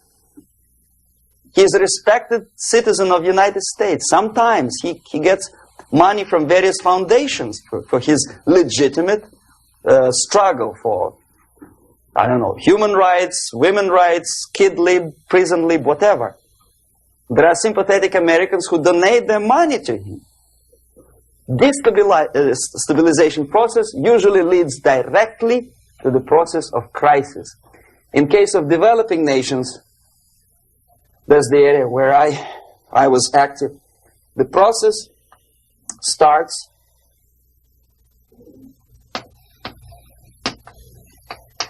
when the legitimate bodies of power, the social structure collapse. It cannot function anymore. So instead, we have artificial body injected into society, such as non-elected committees. You remember I was talking about them here. Social workers who are not elected by people, media who are self-appointed rulers of your opinion, some strange groups which claim that they know how to lead society forward. They don't usually. All they care is how to collect donations and sell their own concocted ideology, mixture of religion and ideology. Here, we have all this artificial body claiming power. If the power is denied to them, they take it by force. In case of Iran, for example, all of a sudden we have revolutionary committees. What kind of revolution? There was no revolution yet, and yet they had the committees. They were taking power of judgment. They had the power of execution, they had the power of legislation, and that they had the power of judicial. All of them combined in one person, who is half-baked intellectual, sometimes graduated from Harvard University or Berkeley. He comes back to his country and he thinks that he knows the answer to all the social, economical problems. Okay? Crisis is when society cannot function any more productively. It collapses, obviously. That's the word for crisis. So therefore, the population at large is looking for a savior. The religious groups are expecting a Messiah to come. The workers say, we have family to feed. Let's have a strong government, maybe socialist government, centralized. When somebody put the employers on their place and let us work. We are sick and tired of going to strike and missing overtime and all that stuff. We need some strong man, strong government, a leader, a savior is needed. Population is sick and tired already. And here we are. We have a savior. Either a foreign nation comes in, or the local group of leftists, Marxists, no matter what they call themselves, Sandinista, a reverend or some sort, Bishop Muzureva, like in Zimbabwe, doesn't matter. A savior comes and says, I will lead you. So we have two alternatives here. Civil war and invasion. Okay? See how it goes? Civil war, we know what it is. Lebanon is the best example.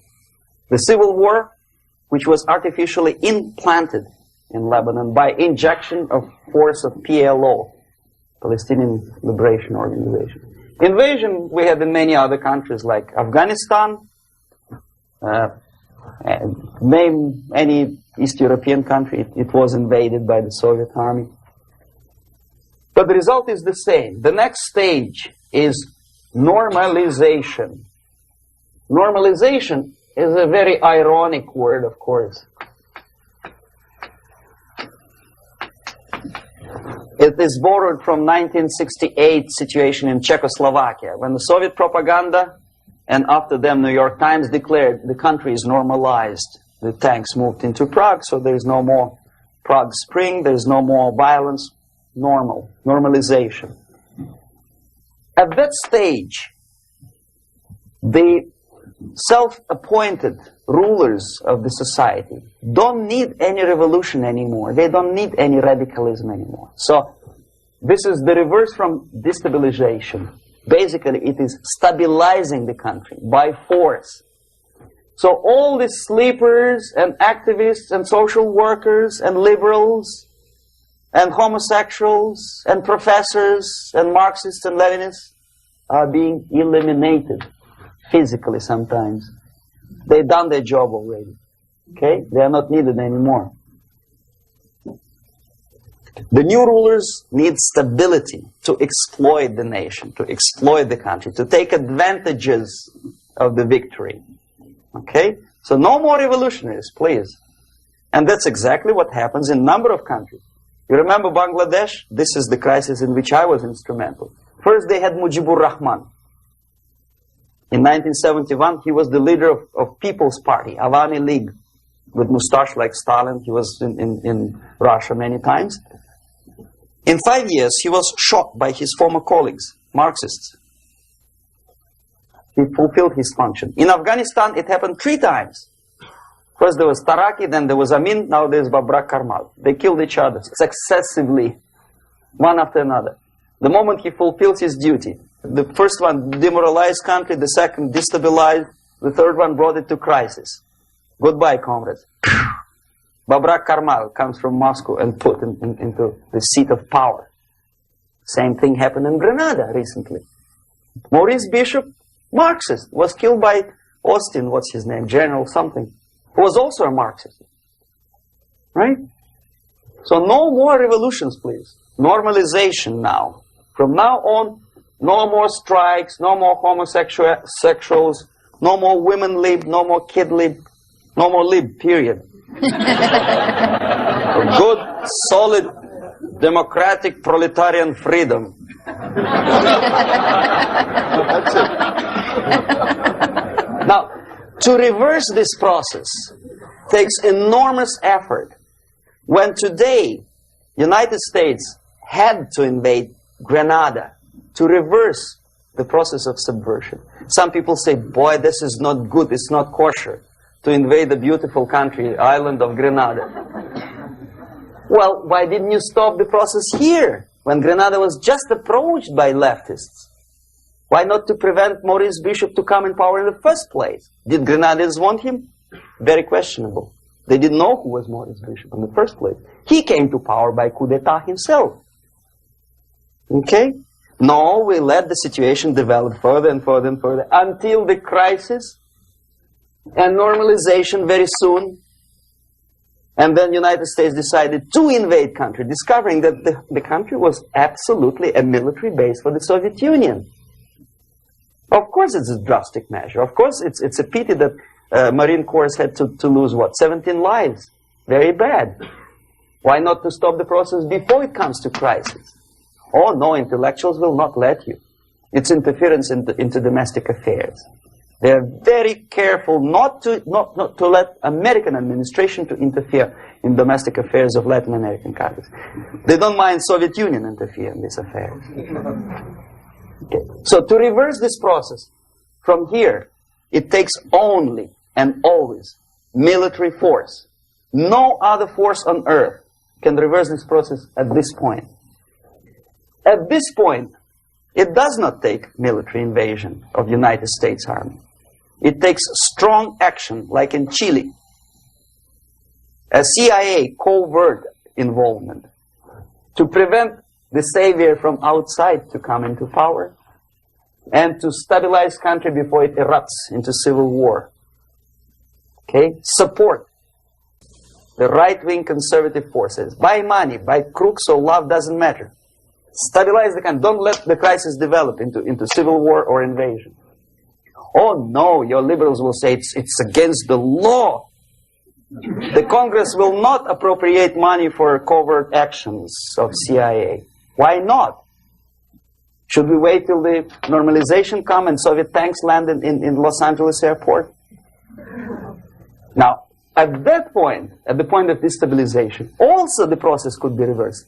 Again, easily than this. No CIA involvement at this point. You know what it takes here?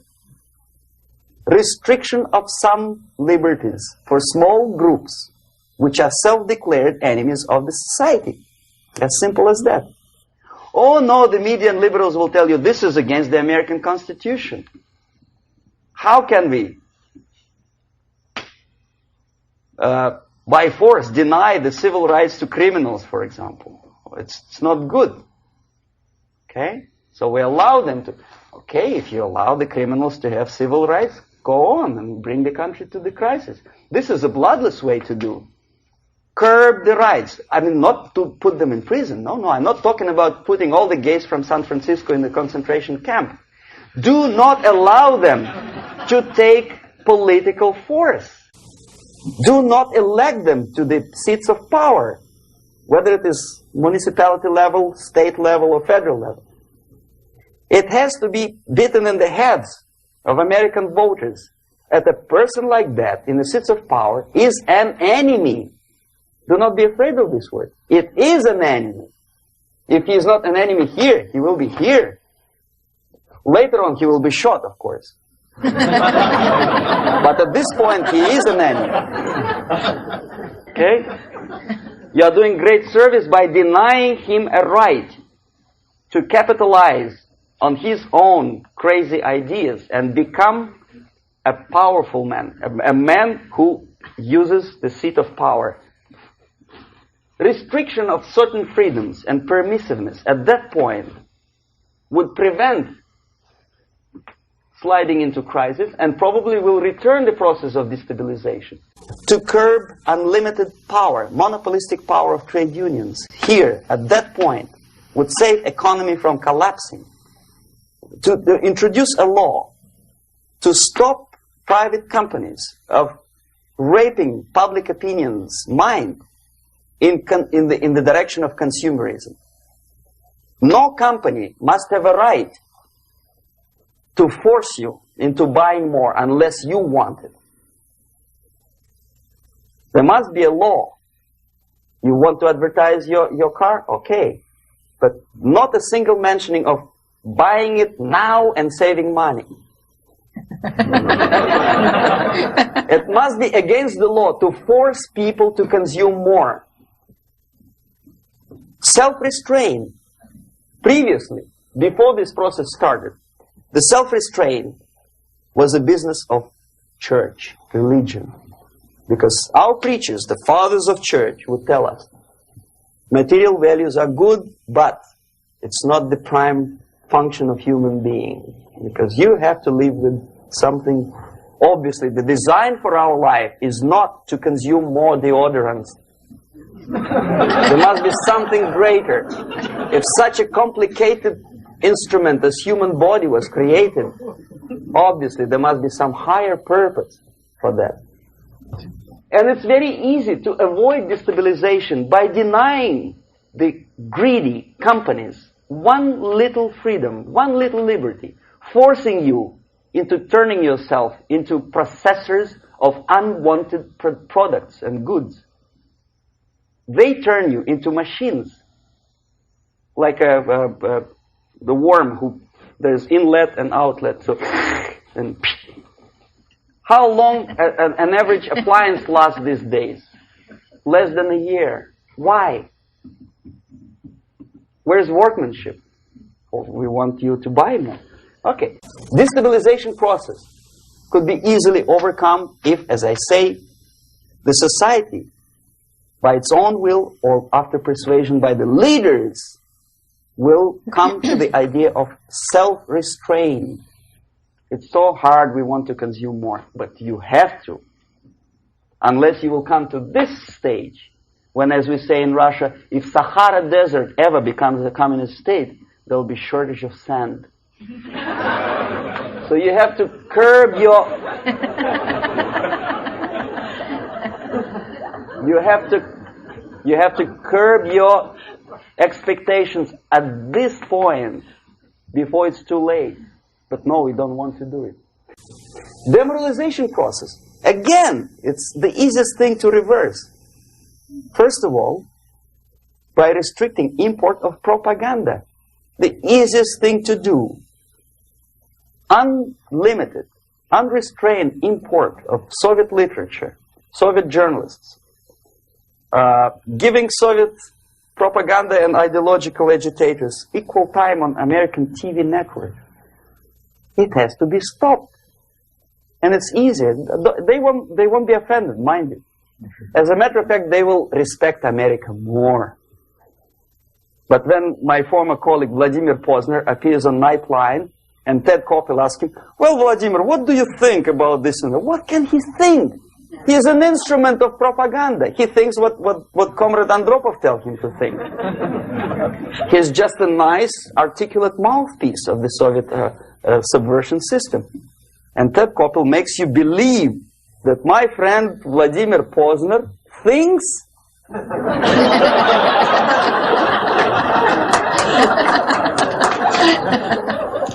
the process of demoralization may not have started at all if at that point the country, which is a recipient of subversion, actively, not violently, but actively, prevents importation of foreign ideology. I don't want America to follow the pattern of ancient Japan. You don't have to shoot every foreigner when it approaches the sacred borders of the United States. But when he offers you a junk in the disguise of very shiny something, you have to tell him, no, we have our own junk.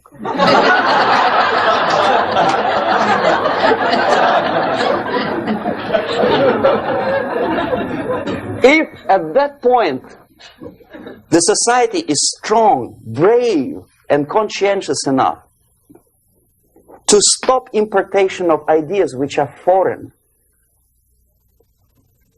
then the whole chain of events could be prevented. Recently I've been to Philippines and I was shocked how in big cities like Manila, children listen to deafening music.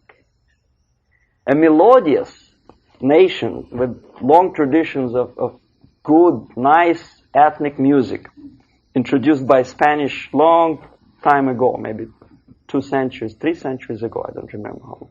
All of a sudden listen to musical garbage, blasting their radios at full blast, at the full volume. Why? In India, I spent many years watching the reactions of Indians walking out of movie theaters after seeing Hollywood production. They couldn't figure out why Americans are so wasteful. They smash their cars, their shiny cars every 5 minutes. How come they shoot each other for $500,000? Is it true that they're so obsessed with sex? Can you imagine showing a movie where each 5 minutes there's a copulation on the screen to a country like India with long tradition of respect to these private matters, or to Pakistan? And United States expect these people to respect you? No way. Oh yes, they will see the movie, they'll pay 5 rupees to see that garbage, but they walk out and will tell their kids, don't respect Americans, don't be like Americans. See? So, the process of demoralization could be stopped right here, both as an expert and as an import. And that takes one step, one very important thing to do. You don't have to expel all the KGB agents from Washington, D.C. The most difficult and at the same time the simplest answer to the subversion is to start it here and even before, by bringing back the society to religion, something that you cannot touch and eat and put on yourself, but something that rules society and makes it move and preserve it.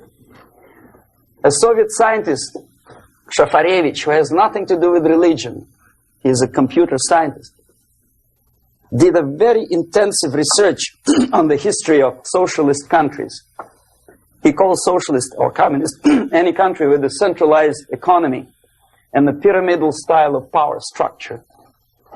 And he discovered, actually he didn't discover it, he just brought to attention of his readers, that civilizations like Mohenjo-Daro in the river Indus area, like Egypt, like Maya, Incas, like Babylonian culture, collapsed and disappeared from the surface of Earth. The moment they lost religion, as simple as that, they disintegrated. Nobody remembers about them anymore. Well, distantly. So,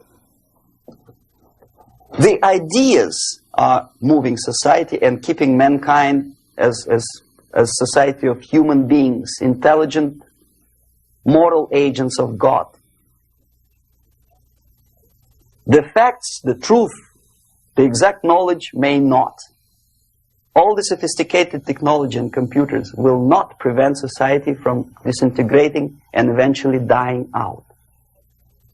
Have you ever met a person who would sacrifice his life, freedom, for the truth like that?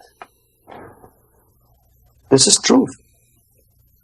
I never met a person who said, this is truth and I'm ready to shoot me. To defend the truth. Right? But millions sacrifice their life, freedom, comfort, everything for things like God. Like Jesus Christ. It's an honor. Some martyrs in the Soviet concentration camp died. And they died in peace. Unlike those who shouted, "Long live Stalin," knowing perfectly well that he may not live long. Something which is not material moves society and helps it to survive. And the other way around. The moment we turn into 2 by 2 is 4 and make it a guiding principle of our life, our existence, we die. Even though this is true, and this we cannot prove.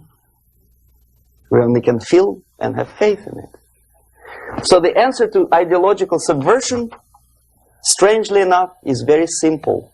You don't have to shoot people. You don't have to aim missiles and Pershings and cruise missiles at Andropov's headquarters. You simply have to have faith and prevent subversion. In other words, not to be a victim of subversion. Don't try to be a person who in judo is trying to smash your enemy and being caught by your hand. Don't strike like that. Strike with the power of spirit and moral superiority. If you don't have that power, it's high time to develop it. And that's the only answer. That's it. Thank you.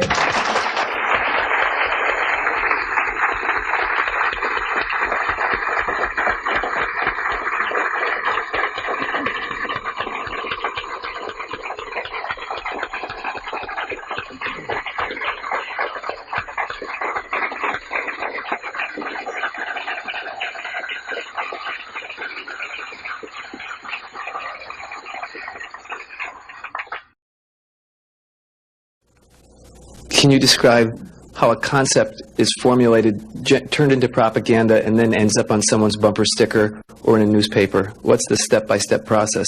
The other thing is, how close is the Politburo to the actual propaganda creating process? Mm-hmm. And finally, the 007 incident was notable in the fact that it took a long time before the Soviets responded to it, and then the military took the lead in terms of explaining what had happened rather than the political organs. And I wanted to know why that actually happened. Mm-hmm. Okay. Now, the propaganda concepts are not being developed. They had been developed long time ago. There's nothing basically new in the concept of overall propaganda methods and goals. The ultimate goal, however ridiculous it may sound, or primitive or simplistic, is the world domination. Many experts in foreign policy would ridicule my opinion, but this is what it is. I saw it with my own eyes. I was a part of that. So, and my father was, I think I mentioned that before, he was an inspector of land forces. He traveled all over the world where the Soviet troops were stationed. So he knows perfectly well that the troops are not stationed there to collect harvests for Cubans or to help Afghanis to develop the hordes of cattle or goats. They are there for one purpose: world domination. The concepts, the immediate issues or problems are created, of course, for propaganda purposes, and they end up as a bumper stickers, probably not long. It takes really short period of time. Unlike some other things in the Soviet system, propaganda is one of the things that they don't save money on. And there is a huge apparatus of propaganda experts in USSR. Novosti Press Agency is just one of them, one of the organizations. But apart from them, there is a Department of Agitation and Propaganda within the Central Committee. There are faceless people, names of whom you will never learn. They're kind of classified. I didn't explain you the methods today because it will take us another day. The methods include such thing as semantic manipulation. The words and expressions are being coined at the rate of 5 expressions a minute by extremely clever, educated experts. And the media outside of USSR obediently repeats this cliché. I give you just several examples, not to take your time, not to bore you to death. Okay, I mentioned one thing, United Nations. The expression was invented by the Soviet propaganda experts, not by Americans. We know perfectly well it's not united, and it has nothing to do with nations. More than half of the delegations in UN do not represent any nation at all. They are disunited, obviously. The United Nations had not been able to solve a single military conflict. Nowhere in the world.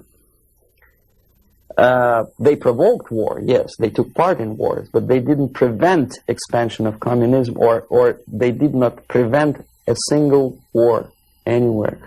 So the true expression, the true term for United Nations could be disunited bureaucracies. Okay, another cliche which was coined in Moscow by experts of propaganda. National Liberation Movement. It's not national because most of the leaders do not necessarily belong to the ethnic group which they lead, number one. Number two, they are unpatriotic and unnationalistic because they obey orders from a foreign country, USSR. Okay? They are trained in USSR, they are paid by the Soviet system, and they work in the interests of the Soviet system. Liberation. Whom they are liberating? Who is being liberated? And movement. Movement, we understand, is something which moves, unlike something which is static. National liberation does not move. It's a war. If you call war a movement, probably, but it has nothing to do with the concept of movement in American terminology. It means a legitimate, overt, organized, voluntary movement. Right? I presume your church or your organization is voluntary. Nobody keeps you here by force. Okay, National Liberation Movement is an army of bandits, professional bandits, which are kept within the framework of the movement by force. If they betray, it's like in mafia, they are going to be executed. Okay, another example of semantic manipulation is free medical aid, for example. You think it's an American democratic expression? No way. The term was coined by the communists long time ago, at the time of Comintern. There's nothing free in this world. Everybody knows it. Least of all medical aid. It's a very expensive thing to render medical assistance to other people. Somebody, sometime, somewhere has to pay for it. Who? Taxpayer. Obviously. There are many other things that are being coined by the Soviet propaganda apparatus. Unfortunately, see, if I call myself a genius writer, for example, Los Angeles Times would not call me that, right? They will call me a strange, crazy Russian who calls himself a genius. Then why the hell they call liberation movements what they call themselves? Just because they are men? The logic is twisted. The stickers on the bumpers, I don't know. It depends on the ability of local forces to toe the foreign policy. How close is Politburo to implementation of propaganda actions? Very distant. See, Politburo is a group of self-imposed dictators. They don't really decide anything.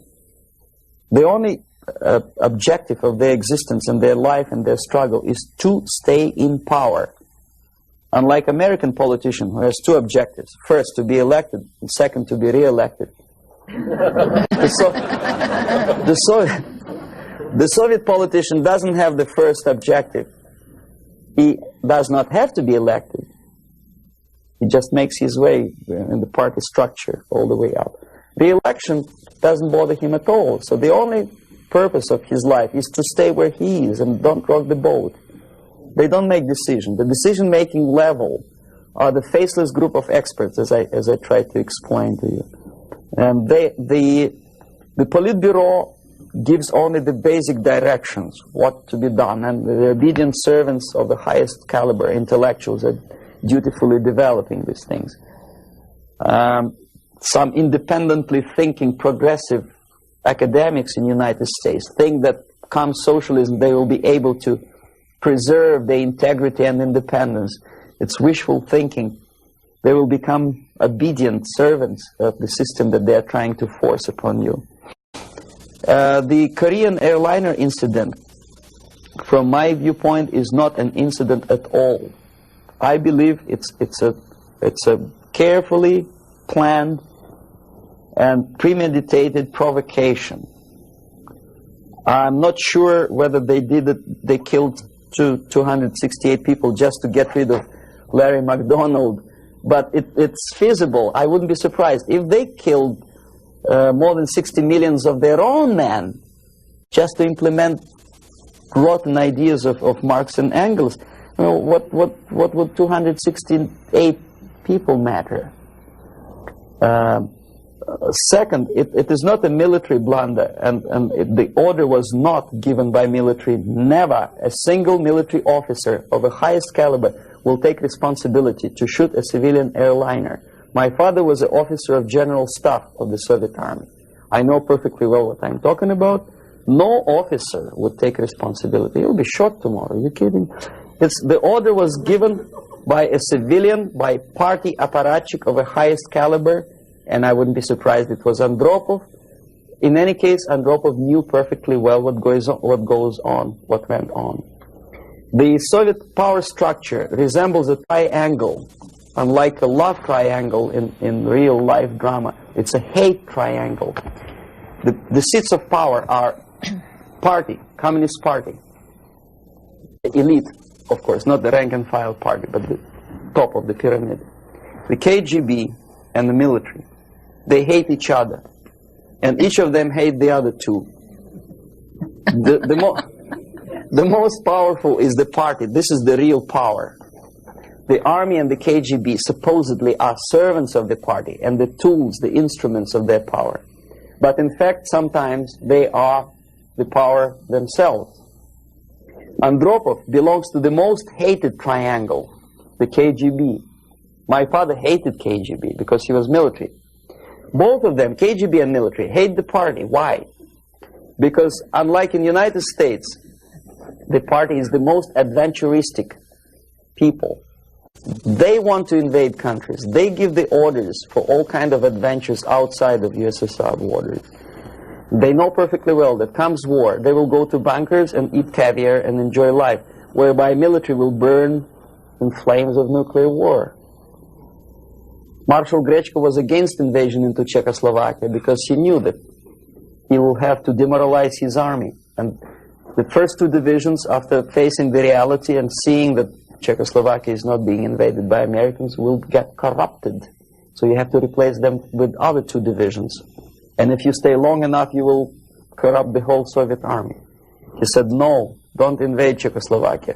But Comrade Brezhnev said, who the hell they are? They think they deserve more sausages and butter. So show them tanks. So he did, he obeyed. The KGB and the army sometimes are in cahoots against the party. The recent rumor that Andropov was shot by son of Brezhnev is an indication that the other two corners of the power structure were really sick and tired of the Andropov's KGB purges.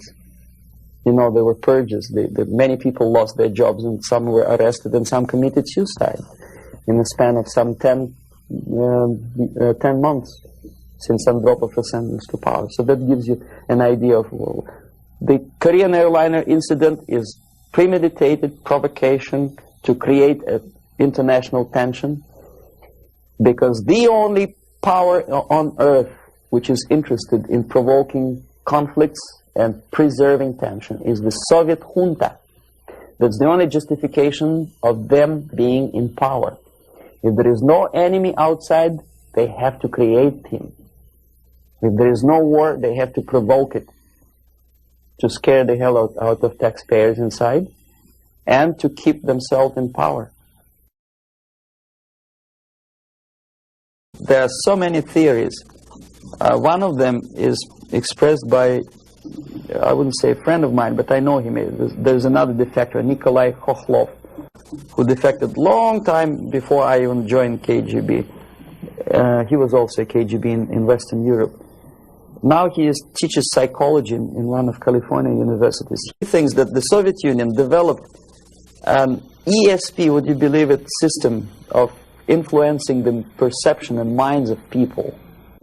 And the generators of ESP willpower can be focused on individuals and groups of individuals so efficiently that you can literally focus that beam or whatever it is on a pilot or two pilots or three pilots and convince them that actually they are flying on the safe territory, so there is no need, you can convince them that there is no need to contact the ground-based station, and you can artificially draw the plane by brainwave into the Soviet airspace.